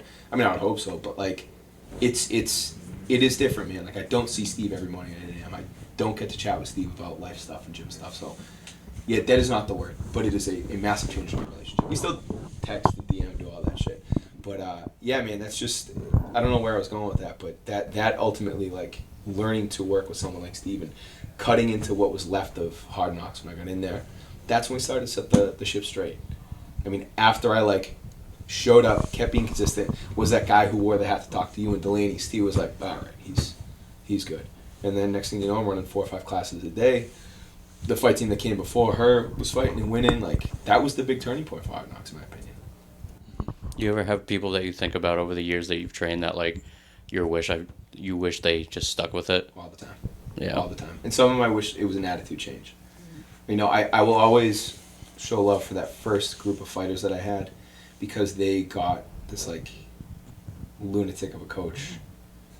Like in my infancy, like I was so brutal with them, and like everything we did was like written down, and I had heart rate monitors and all of them. I was doing this, and if they weren't showing up to practice, I was on them, and it was just like I had every right to set that bar high, but I needed to have a little more wiggle room with them. And there were 2 in particular who could have done it, man. They could have been something big, but just my coaching style and where they were in the labs didn't jive, and it's okay. It happened for a reason. They're where they are, and I'm where I am because we had those moments for sure. You have a way of making it so it's you're not going to make someone be there. It's like you want to come to Saturday morning clinch or Friday night sparring because this is what you want to do because you made a commitment either to your teammates or to the fight or whatever, right? Mm-hmm. But you also have that like, damn, I just fucking disappointed dad. Hell yeah. You know what I mean? Yeah. It's like, which Yeah. is like way better than you, like, I wouldn't have taken it well if you screamed at me, like, No. at any point, you know? And actually, me and you have butted heads about a thing or two, and you handle it the way you handle it. And because of that, I think it makes people want to not only be loyal to the teammates and help everybody out, but it, like, they Do better. feel responsible to the coach. Like, you're putting your time in, so, like, what the fuck, I should too, right? Yeah. Like what? Yeah. So. Sometimes it's not about speeches. It's about just like the actions, right? Words not actions, actions not words. I yelled at Liz. I lost Liz as a friend. I lost Liz as a fighter. And then I didn't do shit all about getting it back because I was like, this is my rock. I'm standing on it. And then she finally broke. She came in. I was blowing the gym floor off in the upstairs in Hyde Park. It was a gnarly area. Be there at 10 at night. She had left. She was training with a different coach at the time at the gym, so it was really awkward when we were all in there. She left, and I was just blowing the floor off. And I'm blowing the floor off, and blower dies. And I turn around, and she's standing there with the plug in her hand, crying.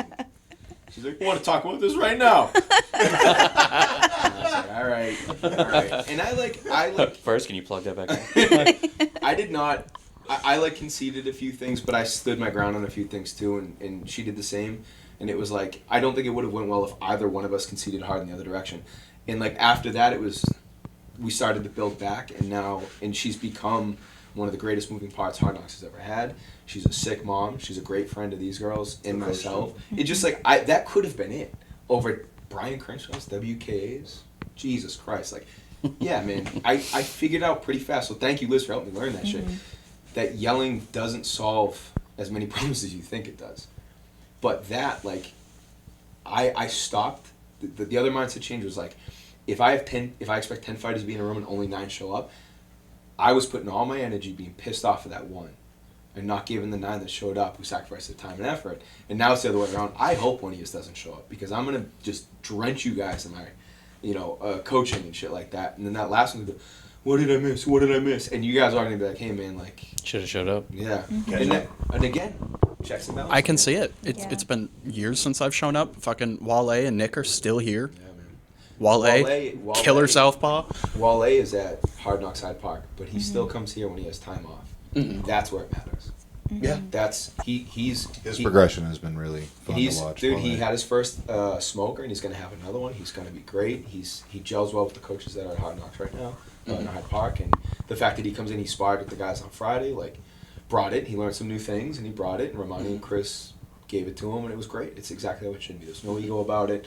We didn't care that it wasn't one of our guys, but he is one of our guys. You know, it's an interesting place to be right now. But yeah, man, there's still people kicking around. There will be a generation like that of like mixed, and then when this gym fully opens, you'll have just that generation to like, and that's important. It's important for our legacy. It's important for the Boston area Muay Thai scene. It's very important for Massachusetts as a whole. Because when I was fighting, we were all cage dogs. We weren't allowed to cross train. We're going back talking about cross training. It was disgusting if you found out somebody went to another gym to train. And then when I was pro, we didn't have any partners. Yeah, man, unnecessary gym beef. So I had to go to Redline, and that's where I was sparring Kin Moy and some of the other dudes over there. But now, if you're cross training, you're a representation of your gym, and so like there's that much more to put on for. Yes. And what was Hyde Park on a Friday night? It was literally the clubhouse for anyone who wanted to get better. I mean, we had like Jorgen and Brad in this corner, Ross and Romani, and then we had like Jesse and Maria. Maria drives 2.5 hours from New Hampshire. Like, we had people coming from all over. That was a room full of motherfuckers, dude. It was like hell of a there were room. some Fridays like every week in a row. There was like 2 or 3 months where it sucked wicked bad. Like, you know what I mean? It was awesome, but it was hard. Like Steve, Ross, Jorgen, get some of the other heavyweights just talking about myself, and then like fucking Pags, Fiore, all those dudes would come in. So that weight class is gonna get beat the fuck up. Like, you know what I mean? Like it was crazy. So it was, and those things don't last. And it's okay. They're supposed to be drops in the bucket. Like, I remember sitting back and looking at one of those nights. It was like 32 people, like more than half of them were professional. Most of them were my students or my athletes, and then there were some visitors, and I was like, this isn't going to happen for much longer. And I know it wasn't going to. And I wasn't going to like scramble to continue to make it happen, because again, if you want it to happen, your behavior should be as such. And it will happen, and it does happen. It's just going to be in a different spot, and it's going to be maybe a little bit smaller, or be some different faces, and that's okay. I can't keep. No coach should be trying to chase that dragon of like, this is the room, these are the guys. You're going to have a lot of good guys and girls. They're going to come and go. If you're not a piece of shit, you're going to have them more often than not, and they're going to continue to come back to you. And I think we're also very lucky that even in a room where there's no one from outside the gym, you're always going to get good work.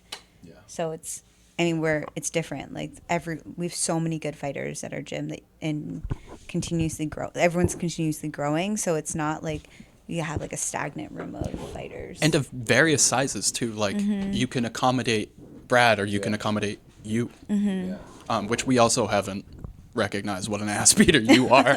We've been to a few of your Fucking fights. damn sure. Your knees are mean.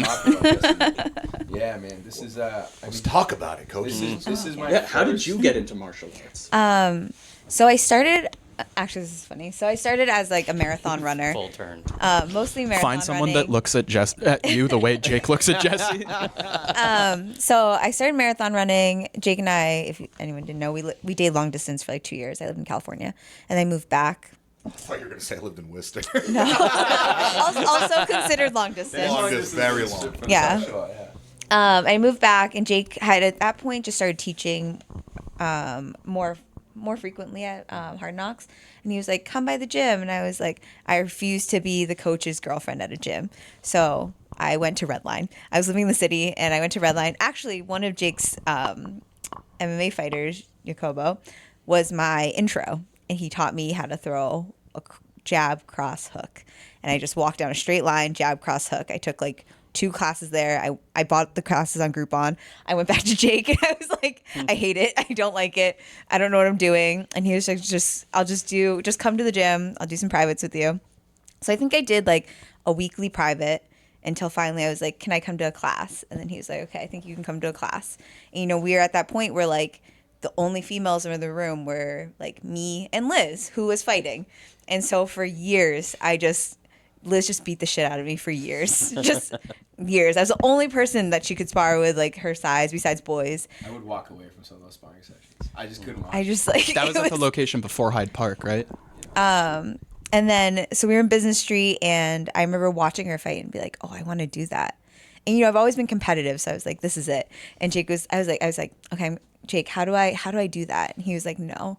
I just watched you get your ass beat. Sexist motherfucker. She waited to the end of a session where like no one was there, and she like came up to me like she was about to break up with me. She's like, "Can we talk real quick?"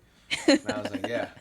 We sat in the Been a ring. great coach, but Dude, it's not happening. I know exactly where we were sitting, and you looked at me. She was like, "So I was thinking that hopefully, maybe in the future, I could." And I knew it. I was like, "Nope, nope," and she just started crying. And it wasn't because she wasn't talented. She wasn't mean. She didn't show me that she was mean. Like, even, like, and I would put it through a different lens watching her spar Liz. Like, you're not going to be that mean to Liz. She's just going to dog you.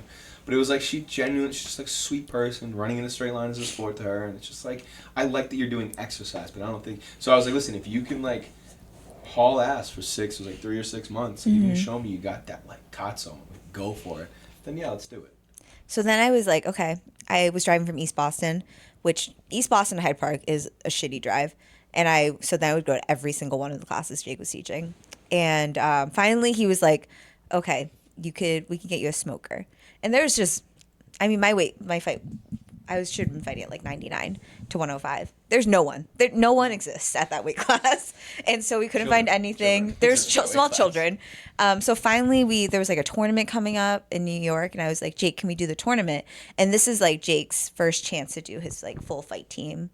Big tournament. There was like, I don't know, 6 of us, 7 of us. This is when we all had heart rate monitors. He was like writing everything in books. It was super fun, but it was like cool because it was the first time I think the gym had done a tournament. So there was like a bunch of us doing it together, suffering together. I get to the tournament. I only have one opponent. So, and it was, won the year before. yeah. And I remember just being like, well, who knows what will happen? I might like it. I might not like it. And then I went in, I won. And then I was like, oh, Beat her ass, I Jesse, did beat her like, ass. don't- yeah, And you then beat her I was ass. like, oh, I think I like this. And then I did like I another think I like it smoker. now. And then I like hurting people. and then I did a smoker, and I was like, oh, I think this is pretty cool. And then just like every opportunity I could fight, I just took another fight. And then up until we got the option, I think I did like 2 belts, and then I had an opportunity to fight for a position on the IFMA team or World Games or something. And I had 8 fights, and all the girls going there had like double-digit fights, have been fighting way longer than me. This is going to be a weight class higher than I normally fight. And we were like, let's just go. It might be fun. Like, we'll figure it out when we get there. And I remember being like matching with the first girl who I like, when I started Muay Thai, like I was following her on Instagram. I thought she was so cool. And then Now and then I was hate like, her. and then I was like, oh shit, I have to fight her now. Like that's wild. And then I beat her, and I was like, like I guess I'm like pretty okay. And then like I fought another girl that I had also trained with before in California, and I was like, oh, like holy shit, I'm winning. And then I was in the finals. I was like, and then I was fighting the girl that like really was the one I was like looking up to, and I didn't win, which is okay.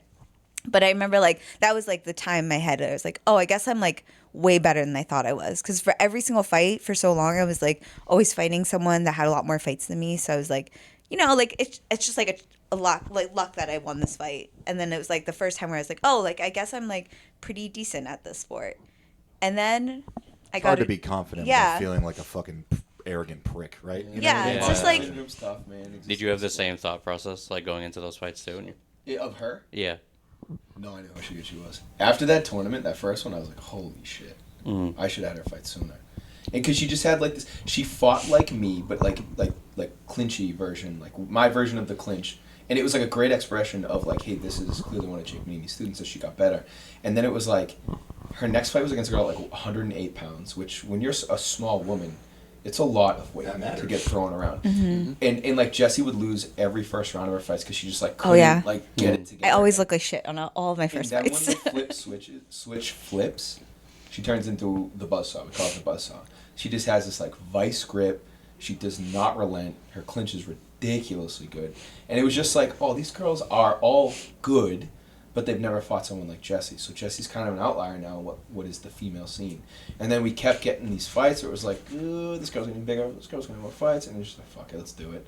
And then by the time we got to Grand Nationals, which is the big one, it was the first year that the American scene vetted the people on the team. Instead of just handpicking, they were like, you guys will have to fight each other. Best person gets on the team that way. Class. Qualifier. Yeah. And we That's the way it should be. And it was in Colorado and elevation. Ooh, yeah. Well, you saw some good people, Yeah. but not so good in the second round. It was nuts. Like, I mean, I have great Get cardio. it done in the first. And I remember, like, my chest was, like, burning after my first fight. And it didn't go away for, like, the whole day. Like, muscles were tired that I've never felt before. It was, and it's, like, 3-minute rounds, so they're longer rounds. It was definitely, like, and you can try to acclimate, but it's, like, going out there a week early doesn't If you make a don't do it difference. every day. States of fighting. Yeah. Just Kinda tired. living in it. Yeah, you can train in it for a camp. Yeah, but it it's not doesn't the make a same. difference. You show up tired, they can't Yeah. get you tired. Yeah. You know Was what I mean? it Cain Velasquez that had that kind of crap Cain? out on him at Elevation? Yeah, what do we call him? Sea level Kane is the most. Well, you gotta kick him while he's down. Come on. I know. Elevation Shout out is Kane. no joke. It was crazy. Yeah, so I mean, that was we had to have people vouch for her to even be there. And then she beat a girl who got on the team the year before. She beat another girl who was bigger and stronger. And then the last girl who is like, I think the best female 105 this country's ever seen. Yeah. Is not fighting him. She fights in Invicta now and What's is her incredible. Yannette? Yannette Garcia. Yeah. She's actually at AK. Oh, really? Killer. Yeah. She's in Invicta.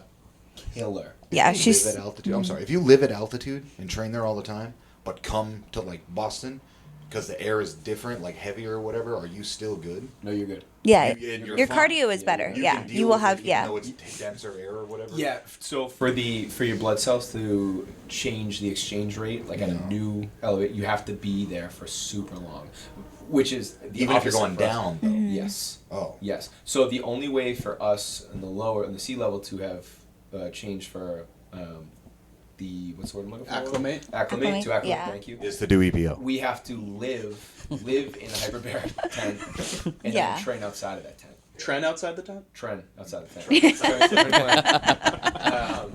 Yeah, so Jessie, like, again, like, that was a monster statement for, like, his coach, Jessie's a gym, and, like, the East Coast, because it was all fighting all West Coast girls.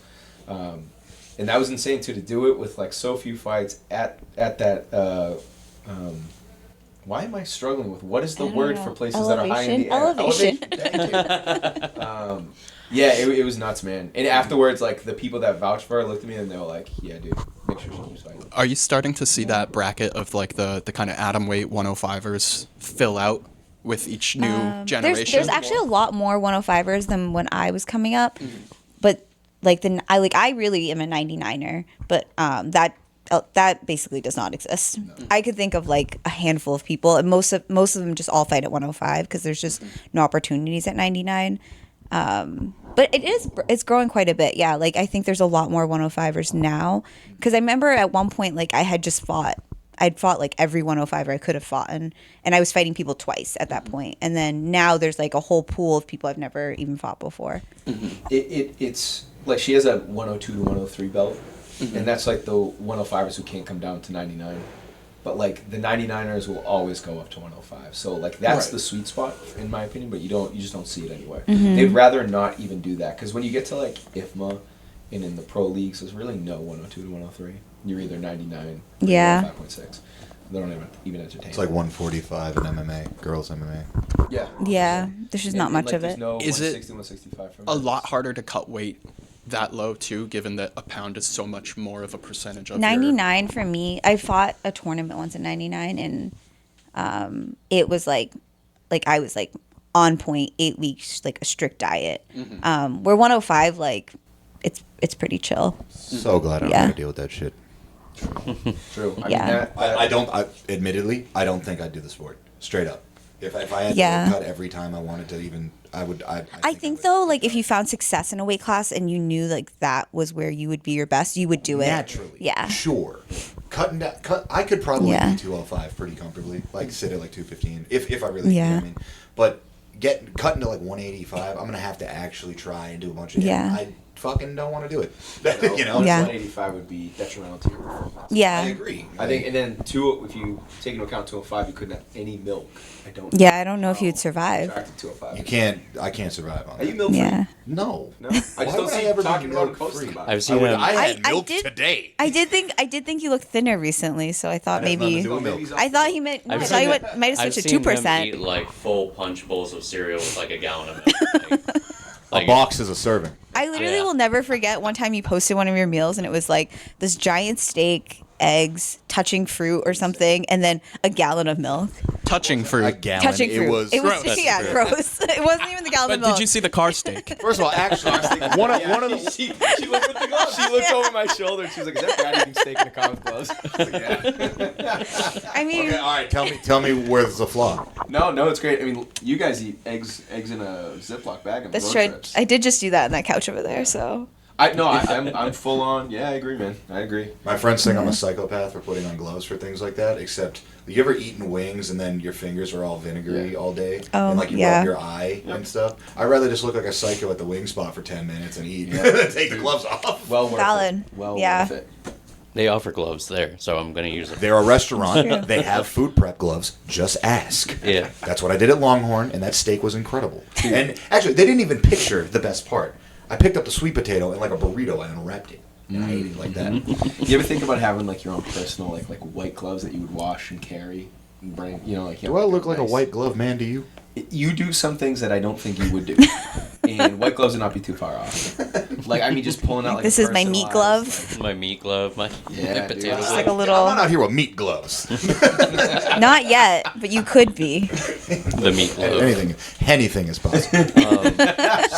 So going back on like the weight cutting conversation is crap. It's bullshit. I know. Stop doing it. It's Yeah. Stop doing It's it. You know what? fucking cheating. Okay, Weight cutting you is can cheating. diet safely. that's you can what I diet wanted to bring up safely. because you were like, oh, it's that weird sweet spot like 102, 103, whatever. Yeah. For that, but then the huge conversation. I'm like, why don't we just fight at our natural weights? But then like the UFC does it different. One does it different. Boxing. Yeah, Yes. hydration testing. Yeah. It is different where like so with like IFMA, you know, you have to weigh in every single day. So the good thing is like you kind of people have to fight at a much more natural weight, but you're still dieting to get there. So it's like you have to be mindful to get to that weight class.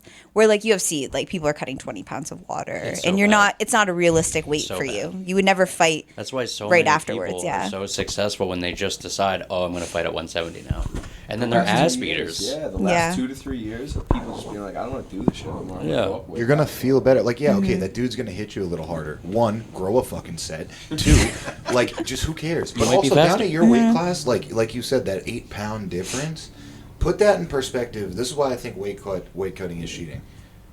If you go in there at 100 pounds and somebody else goes in there at 108 pounds, that's the equivalent to them having an 8-pound boxing gloves when they hit you, right? Like Yeah. 8 pound more. Like, obviously not every shot, but like if they really duff the shit out of you and you duff them, they have 8 more pounds of force than you. Yeah. old-fashioned Duffy. I mean, the last girl, Shout out to the Duffy. last fight I had, One I was time in people don't punch, I'm sorry. I was in Canada, and I remember Jesus Christ. I fought this girl who fought TK, who is 118, like so And tall. 13 pounds higher of a weight class, so several weight classes up. And I remember, It's a meal to me. yeah, and I I remember standing next to her and being like, oh, she's big. And then when she rehydrated the next day, I was like, oh damn, That's a that girl's huge bitch. She got in the ring and I was like, oh, she's big. I might have made a mistake taking this one. I got We her, fucked a hold up. of her, and I was like, oh no, this is gonna work. So did you resort to the overhand? I never, because I couldn't reach her with my Did you overhand. cheat? I'm still short. You can reach with the overhand. I still beat her, just with a different set of We'll violent work it out. tools. So sick. A different set If of violent tools. we can work on my overhand after this. I got though. that. You've helped Yeah. me enough now. Now it's My your time turn. to get back to the community. So how do you guys manage weight cuts as coaches, like with your fight team? Yeah, Yells at them mostly. So I did it really wrong for a long time. I Shame them and call them fat. No more milk. So everyone's getting called fat. No milk. all the time. It doesn't, Yeah. Like Romani was 3% body fat. What's up, fatty? What are you weighing? Like, it doesn't matter. I'm gonna do it anyway. Thinking about eating today? I wouldn't. Look at me eating this. You can't. So we during COVID. So I had been doing people's weights and the strength and conditioning, the paddle, and everything. And during COVID, Jessie had gone. Again, I'm not going to tell you a story. She had done some work to become certified and all that good stuff. So when we're doing this thing, I'm pretty hands off. Like I can like kind of steer the ship, and then she really like makes sure like week by week people doing the right thing, and then rehydration, post weigh-ins and stuff like that she handles. Yeah, I did all of my own weight cuts, and I remember thinking, like Jake would describe what he would do, and it would be like eat salad, and then like not eat the week of, and I was like, oh, there has to be like a better way to do this. So I like did a bunch of research on like my macros and stuff, and I would do mine. And then during COVID, there was more downtime, so I went and got a nutrition degree, and then did Lockhart, which is a pretty popular weight cut weight Lockhart and cutting. Leith. I took that. Yeah, he does. Yeah. So that part more for the weight cut portion, and then the nutrition part for the dieting portion. So now with some of the fighters, some of them go to nutritionists and have their own people, but for the people that might not be able to afford it, like it gives them some sort of like foundation to work off, so that they're at least like fueling themselves correctly for training, and then dieting and weight cutting correctly the week of, so we're not going in dehydrated and underfueled and stuff like that. So What's the conversation about like setting someone's weight class? So like if you've got someone who's on the fight team, are you already talking to them like you're going to be a 145er or you're a 155er, kind of checking weights, or how do you, or do you play it based on the opponent they're given? No. We usually try to keep people. Like if you look at someone's build, you can start there. It's not always, it's not fair to do that with everyone. But like, if you look at the build, we get a good idea of how much you're sweating after a training session. So like if you're waking up at 147 and after training you're down to 142, it's like, yeah, we could get you to 140 comfortably. But like if you're only losing a pound or two, you're probably gonna keep you at 145. We'll just have you eat and lift eat and lift more and run a little bit less. But like there's like, you can look at like 5% is kind of the sweet spot where like you could lose 5% of this body, this number, and then it won't affect you, so to speak. And we hope it doesn't affect you. But Any they type cheat of with weight the cutting water, will man. affect you. Because like if you're trying to weight cut, you're not going to be drinking as much water as you would if you weren't, and that's the shit that protects your What is fucking water brain. loading? No, we won't. No. Yeah. Yeah, So I mean, it's it's like a different. You're not gallon a cutting day. water like through your diet. Yeah. Dieting is just like lowering your caloric maintenance, and then getting your body fat down. But then the weight cut portion is like manipulating salt and water, and that's the part where people mess it up because they're cutting water or carbs and And they're stuff not too drinking early enough water, and not yeah. drinking enough water going into their weight cut. So Tub with the salt and shit like that. Some salt, some people yeah. Yeah. water out of them. But like the problem is like people will go into their cuts dehydrated, and that's when they're passing out. That's when they're getting sick. That's when the weight stalls. Like you absolutely can't have yeah, that. you can safely cut like 3 to 5% of your body fat very safely, and still fight the same day. I mean, when you're talking about like day before weigh-ins, like 8% is probably like the max you want to go safely. Wouldn't you be better off though, like not having to go through that roller coaster? No, you're absolutely right. Yeah, Yeah, but if that's if everyone's doing it, Then it It's makes no kind of part sense of just it. to have everybody up Yeah. one because Yes. everybody's doing it. Then If we have a fighter who has like some serious knockout power or is like big for the weight class, like tall, it's just some big humans. Like, yeah, we'll go up a weight class because it's safe. But like her going and fighting at 110 would have been insane. I mean, she would have still had to cut weight to get there, but it wouldn't have been too much. There's like the big people Yeah. cutting weight to get Dude, there. there's One still, time, you're yeah. still, in Muay Thai, you're still fighting people that are cutting 15, 20 pounds. And it's like, you can tell, man, that first round's rough. But if you can survive that first round, like this is a good of this and that. Romani's cutting a fair amount of weight, but he cuts weight very easily to make 170 to fight for a title. So he's doing 5 rounds, so something to consider. His opponent is clinchy, but not like the best clincher Romani would ever have fought. So we do have to take into account it's going to be an endurance-heavy fight, unless Romani can figure out a way to put him away early. Chris, on the other hand, is cutting like 3 pounds because he's 18 years old and I don't need him to cut weight. But I do feel like Chris could fight at his walking weight and still hurt people. But, you know, it's important that they do. It's part of the thing, man. You want to check boxes. Cut a little weight. Hopefully you have a good weight cut. Fight an opponent who put on a little bit more weight. Like, get a feel for that stuff. At some point, though, as they get older, we're cutting less weight. We're being smarter with the training. I mean, you guys know, you follow sports and sports science right now. It's no different from Muay Thai. It's a little bit archaic if you go outside of this gym, but like we're pretty ahead of the. I mean, I graduated with a degree in kinesiology. I took my nutrition classes. In whatiology? Kinesiology. What the fuck is that word? Moving your body. Yeah. Sports. Learning body Sports. stuff. Body moving in time. Kinesiology. Kinesiology. Yeah. That's bullshit. With a That's the word. K. That's the technical K-I-N. term for it, really. It's like when people go to school and they're just like physical therapy, but It's not a word. the study of milk. Yeah. Yeah, you're talking about diet and macros. I'm like steak and milk. Lactology, That's it. dairyology. Yeah, lactology. This might just be me up in the fat guy weight class or whatever, but like this is where the argument for greatest of all time with MMA comes in. People want to say Khabib. Well, Khabib's going to lose 100%. People don't say Khabib. Times. Well, they did for a while. They never should have. They never would have beaten. He wouldn't beat John Jones.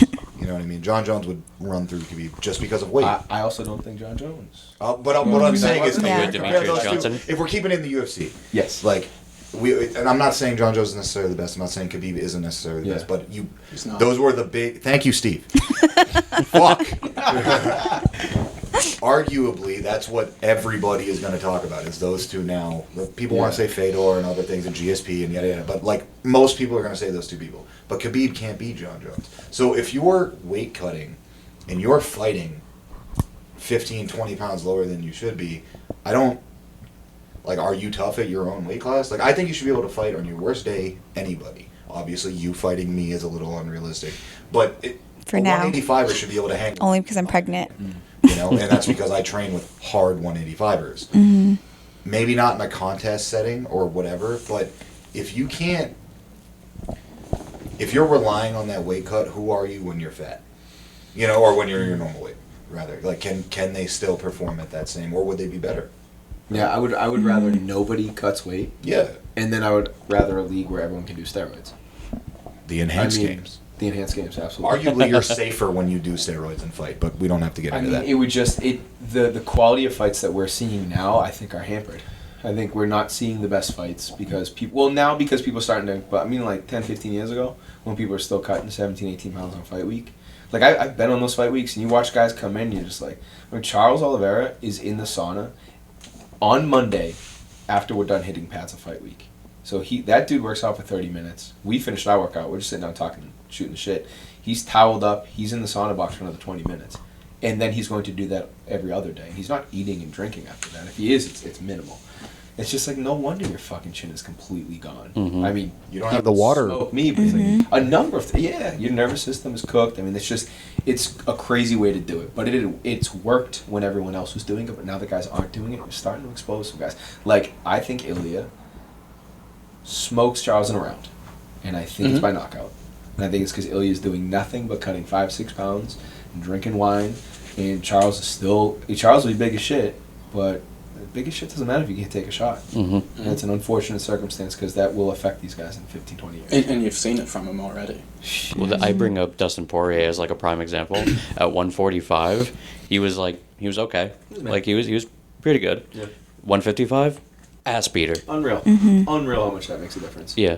Unreal. And I wish, for the sake of people's safety and quality of fights, that they put a 165, maybe they do every 10 pounds, because that 155 to 170 is no man's land. Mm. It's dangerous. They want to talk about too many belts or whatever, but it doesn't. That's stupid. They just don't want to make a change. Too many That's all belts. it is. Yeah. No. It's too many.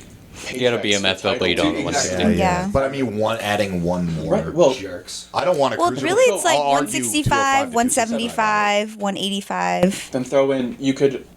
So you've got play between 185 and 205, so you could go Yeah, that's a big 95.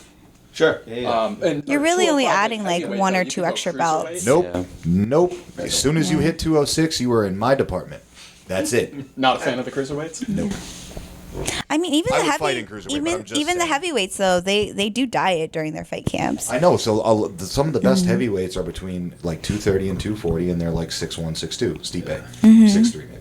You know, but when you in my opinion, I think I'm at like the biggest you can really get while still being kind of athletic. There are some freaks out there for sure, but like when you get to my size or 265, you don't really move super good. You know, there's like Surreal. You know, but like if you put Surreal up against like Francis, they move very differently, and Francis is more realistic of how heavyweights move. So if you are a lighter heavyweight, you're probably going to move faster and strike better, but can you deal with the shots, you know? Yeah. But I think a 220er can deal with my shots. Like it's going to suck, but like, Yeah. I think you'll be fine. Yes. Yeah, I think that conversation is where getting hit and being able to take a hit matters the most. Yeah, but showing up to a 155, having only cut 10 pounds, and then a guy who cut 15 pounds and put on like 13 more, and you only put on 8, nah, negligible. You'll be fine. It's up there. That's when it counts. I do think 215 would be the most competitive and exciting heavyweight class if they made it. That's why heavyweight in the UFC is garbage.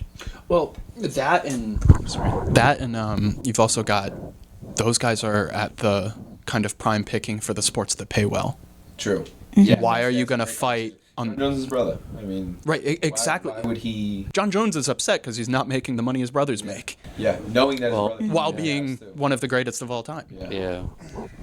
That's something I talk about. Like if we're talking about best fighters of all time in weight classes, me personally, if they're the same size, just talent alone, I think Demetrius Johnson in his prime beats John Jones. Hands down. If they were the same size. Hands down. No truer words have been spoken. I'm gonna throw in Fedor, but you're right. You know what's funny about I'm going to tell a quick story about Fedor. That's how I introduced Steven to MMA because I was like, this guy is fucking amazing. Got iced by Ryan Bader in like 13 seconds.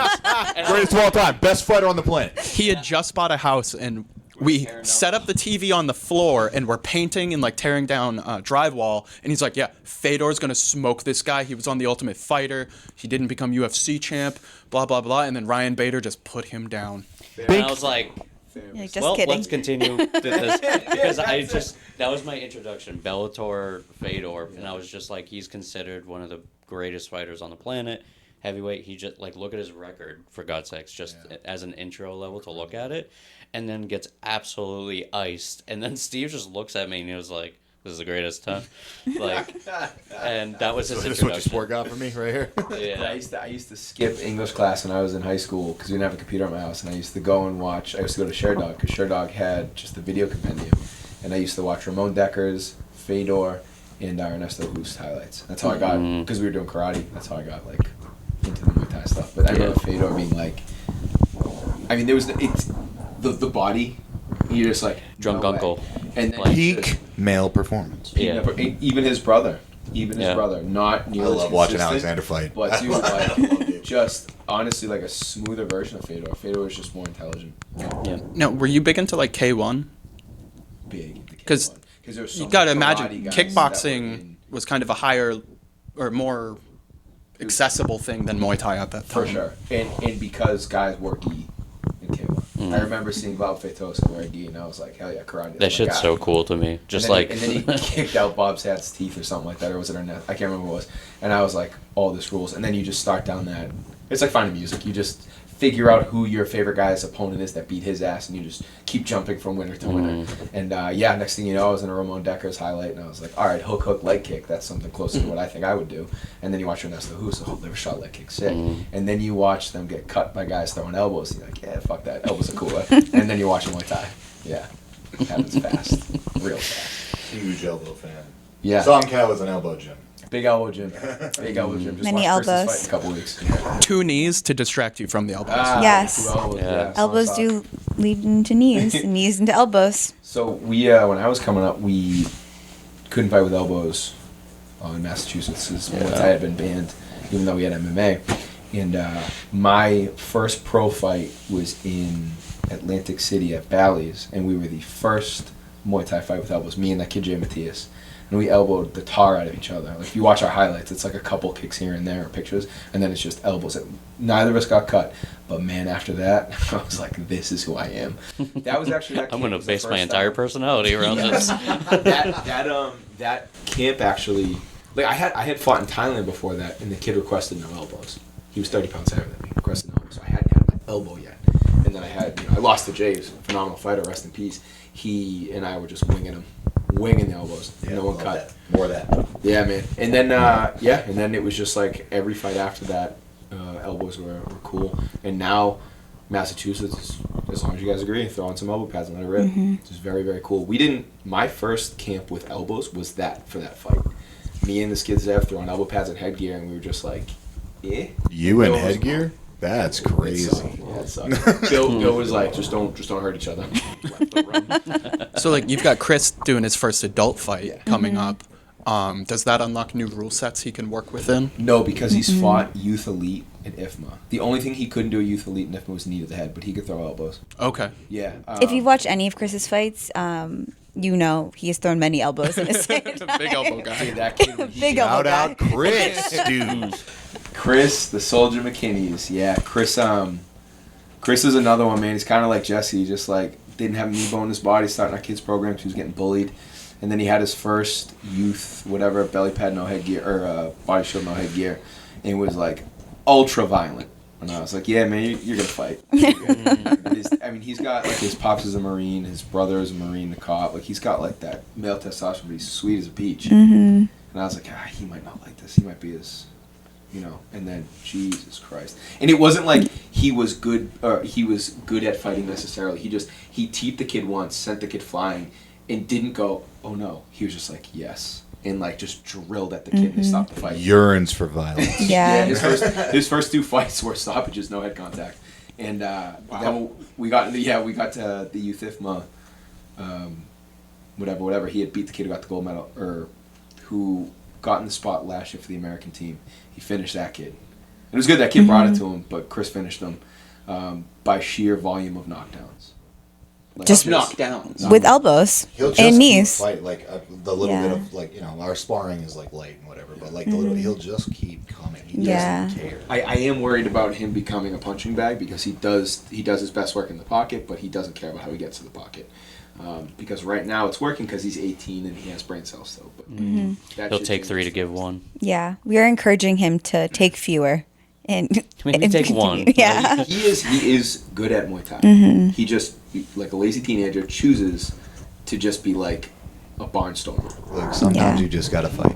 Now, do you When it integrate? comes to gold medal rounds, you can do that. But Yeah. not in your opening round of sparring on Friday at SONG KHAO. Now, do you work on that like personally with him when he comes back after a fight, or are you integrating that like into the curriculum? Every day that I can get near Chris, this is how your feet are going to be. This is how your hands are going to be. Do this. But it's giving him tactile things that like, hey, if you do this, show me you can do this, and I bet you can be able to do that. And like, so you make it like kind of a game. And he listens. Some days he listens better than others, but it's He not, is 18. It's not right. It's not because Yeah. he's uncoachable as an athlete. It's because he's an 18-year-old kid, and I'm now a figure of authority. I'm no longer his homie who's holding pads. Like we've traveled the world together. I cut weight with him 3 times. Like there's a clear role now. But Chris, if he keeps himself safe, has some serious potential. Serious potential. That's so cool. It's like every 5 years you've got one. It's wild, man. It's Like really wild. like a youth coming yeah, up. Yeah. It's wild. Oh, this is by my count. There's 3 off rip: Ronnie, Chris. I mean Nick Ross. Cassidy. Cassidy. Cass Yeah. is Cass is a killer in her own right. It's- These kids are all yeah. growing. They're dealing with stuff outside the gym too. So it's weird having to navigate that stuff with them, but Learning to adult, and then also like, you know, because we watch them as children, and now they're becoming adults, and now they have adult responsibilities like full-time jobs, and you're watching that's them. a trip. Yeah, like Yeah, that's a trip. I mean, they've got some good role models around them and like that community of the gym. Like, it does help. You can tell because they're all kind of old souls too. Like you talk to Cassidy and Chris, and they're not talking about like TikTok and. I mean, Cassidy has a TikTok, and Chris I'm sure knows what it is, but it's like the way they joke with us is like it's one of us. The way they like approach training and weight cutting, it's like one of us. yeah. It's really cool, man. And I've been with Chris and Cassie internationally. I've been with them in won fights, lost fights. Like, I've seen them grow in that space, and now they're working, you know, helping out with the rent, the mortgage, helping out with their friends and stuff like that. It's cool, man. They're taking on a lot of responsibility. Ronnie's traveling domestically to work for PBS on top of having a full-time job. That's what happens when you get kids into some cool shit early Exactly, on. man. Yeah. Exactly, because they've got this to keep them straight now. The Yeah, momentum. I had this when I was younger. Yeah, absolutely. Oh yeah. And we're always reminding them like that they are young, that they should chase opportunities. Sometimes it's okay if you want to go to a concert and skip Thursday technique class, you know, because also like we're preventing them from trying to burn themselves out from the sport, because a lot of us have been on the receiving end. So like we're being, you know, adults to them, making sure that they're training, but then also that they can remember to be young and have fun and do all the other things and not miss out on stuff. Arbor's on the come up too. Not that he's a child, but Yeah. Arbor's going nuts, man. No, Arbor's coming too, man. Arbor was an interesting character when he first Yeah. came. He was not hard to love. Arbor, if you're watching this, he's just like Arbor. I'm saying this from a coach's perspective. He has this thing where when you give him a correction, he rewords it in his words, so it seems like it's his idea. And one day he was in the middle of doing that, and I was like, "Just do it!"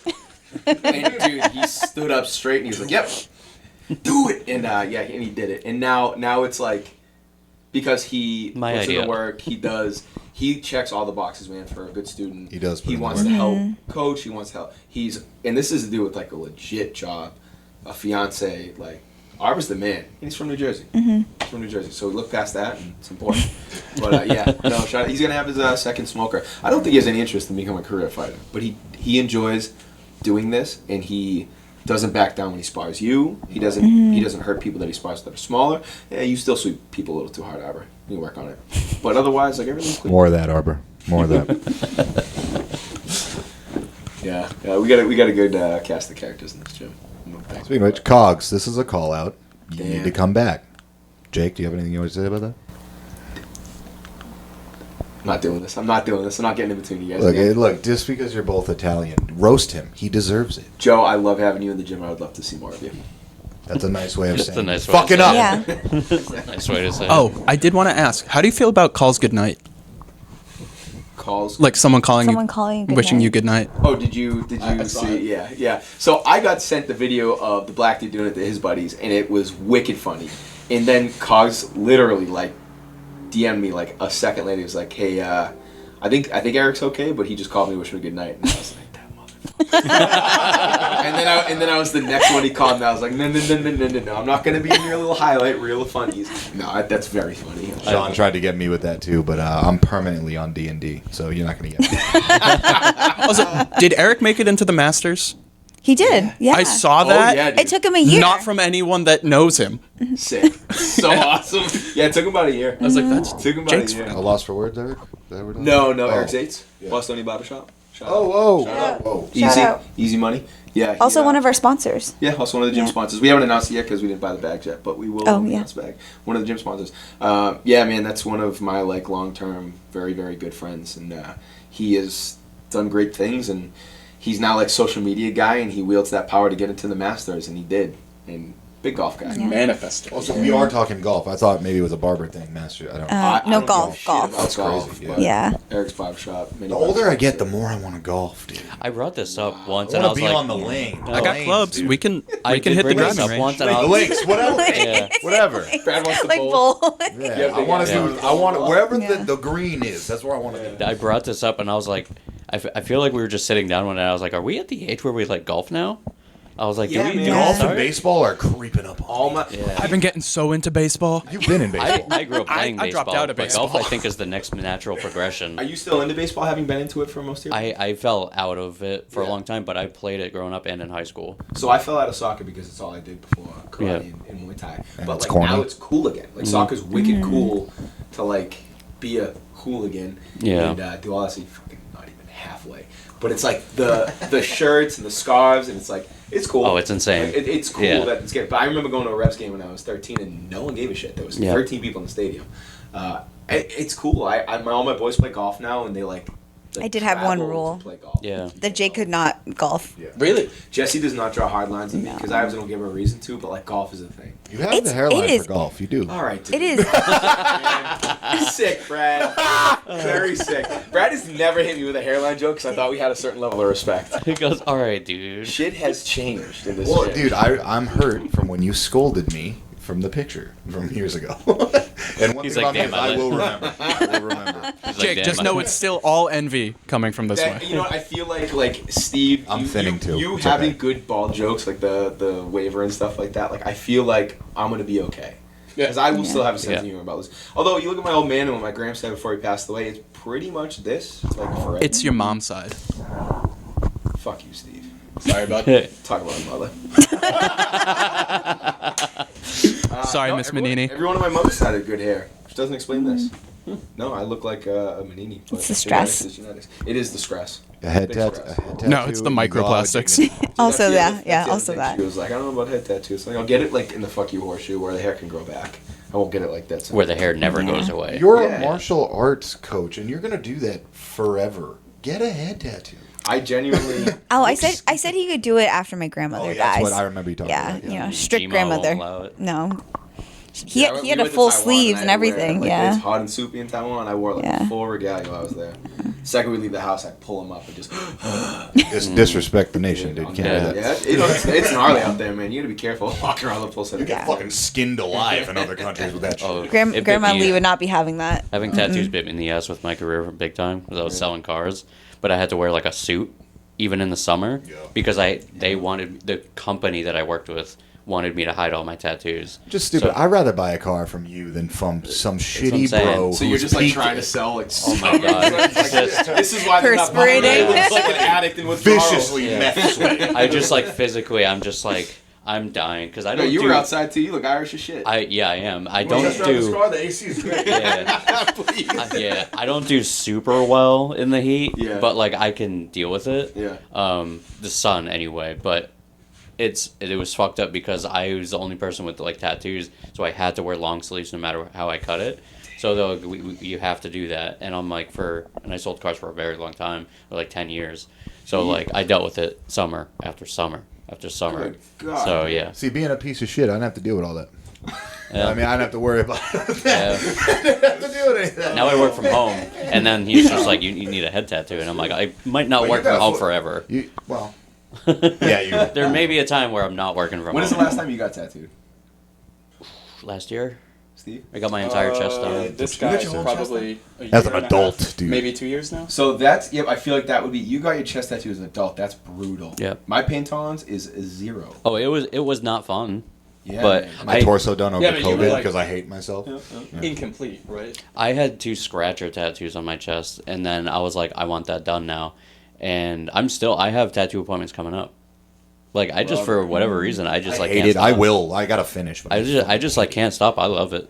I love getting tattooed and I enjoy having my tattoos and I'm very proud of all my tattoos. But man, and I'm not gonna do pills to get tattoos. All my buddies who still get tattooed big time do pills. Yeah. You don't do pills. You wait until you go to the dentist and you keep a little extra. You know what I mean? And then you get tattooed. You're not doing pills. You know, It's not just- doing I'm like, pills. isn't Doing that pills- isn't that just Because taking it was a pill? prescribed to you for a dentist appointment and you didn't need it, and you didn't want to abuse it, and you're like, damn, I'm going to get my forehead You tattooed. sound Let me like use you may have this. struggled with Yeah. pills. So I didn't struggle with pills. It's just how I get my head. He's like the only one from our hometown that did. yeah, no, I made it Yeah. out alive. Well, all Fuck 3 of us. all Yeah. of you. Yeah. I'm glad. Yeah, you guys had the same plague we did. Yeah, Yeah, for sure. we had that plague, but we talk about this kind of often. Is that like we'll like randomly run into people from like our past, and then Nightmare. we always look at each other and we're like, we're doing pretty sick. The Like- fact that I made it. Yeah, Me? man. Yeah. Yeah.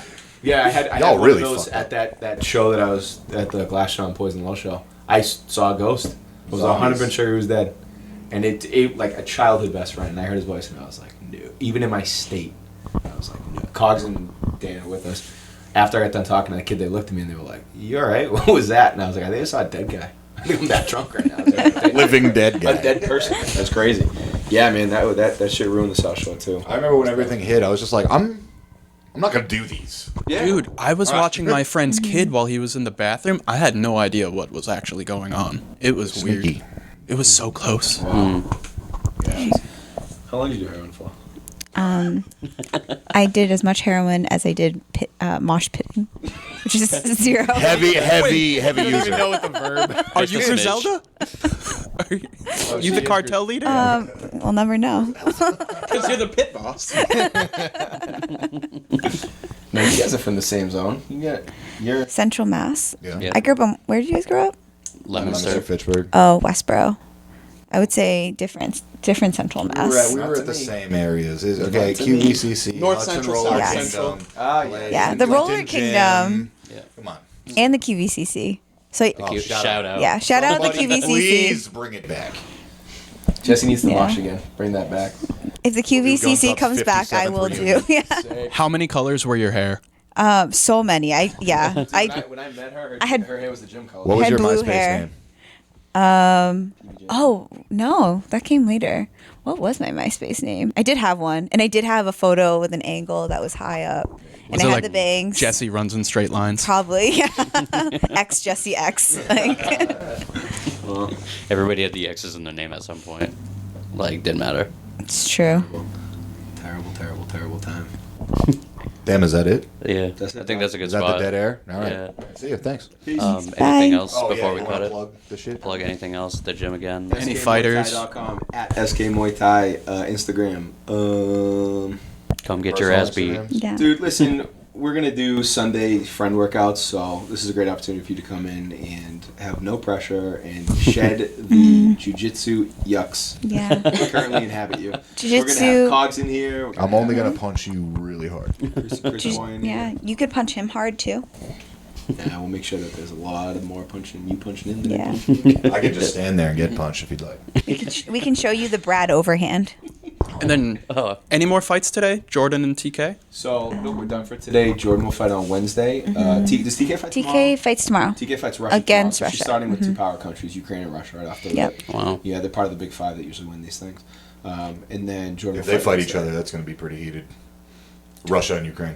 TK already Oh, beat Ukraine. yeah. Oh, okay, so they're Yeah, out of there. yeah. See I you later. wonder. I'm sure. So actually, Russia's not allowed to compete under the Russian Russia. Federation. Whatever it's AIN, which is something individual, neutral. yeah. something. They like totally podged up the name so it wouldn't piss anyone off. Mm-hmm. But I believe Israel's there right now too, and Nick just fought Palestine. Yeah. Yeah. So when they went last year, Israel and America had armor transport. Yeah. Jesus. Was it in Turkey last year? It was in Greece. Yeah, but you have all the Yeah. countries together, so it's just you. There's some pretty cool beefs that happen even in the youth. All Love the it. coaches Yeah. all fought each other years and years ago. A lot of people have nationalistic pride, which is something that's lost here. You know, so And it's this like is hard. True. yeah, Yeah. Mother Russia. Yeah. Yeah, pretty bad. All right, word up. SKMuayThai.com, at SKMuayThai on Instagram. Sweet. Thank you guys. Thank you guys. You're sick.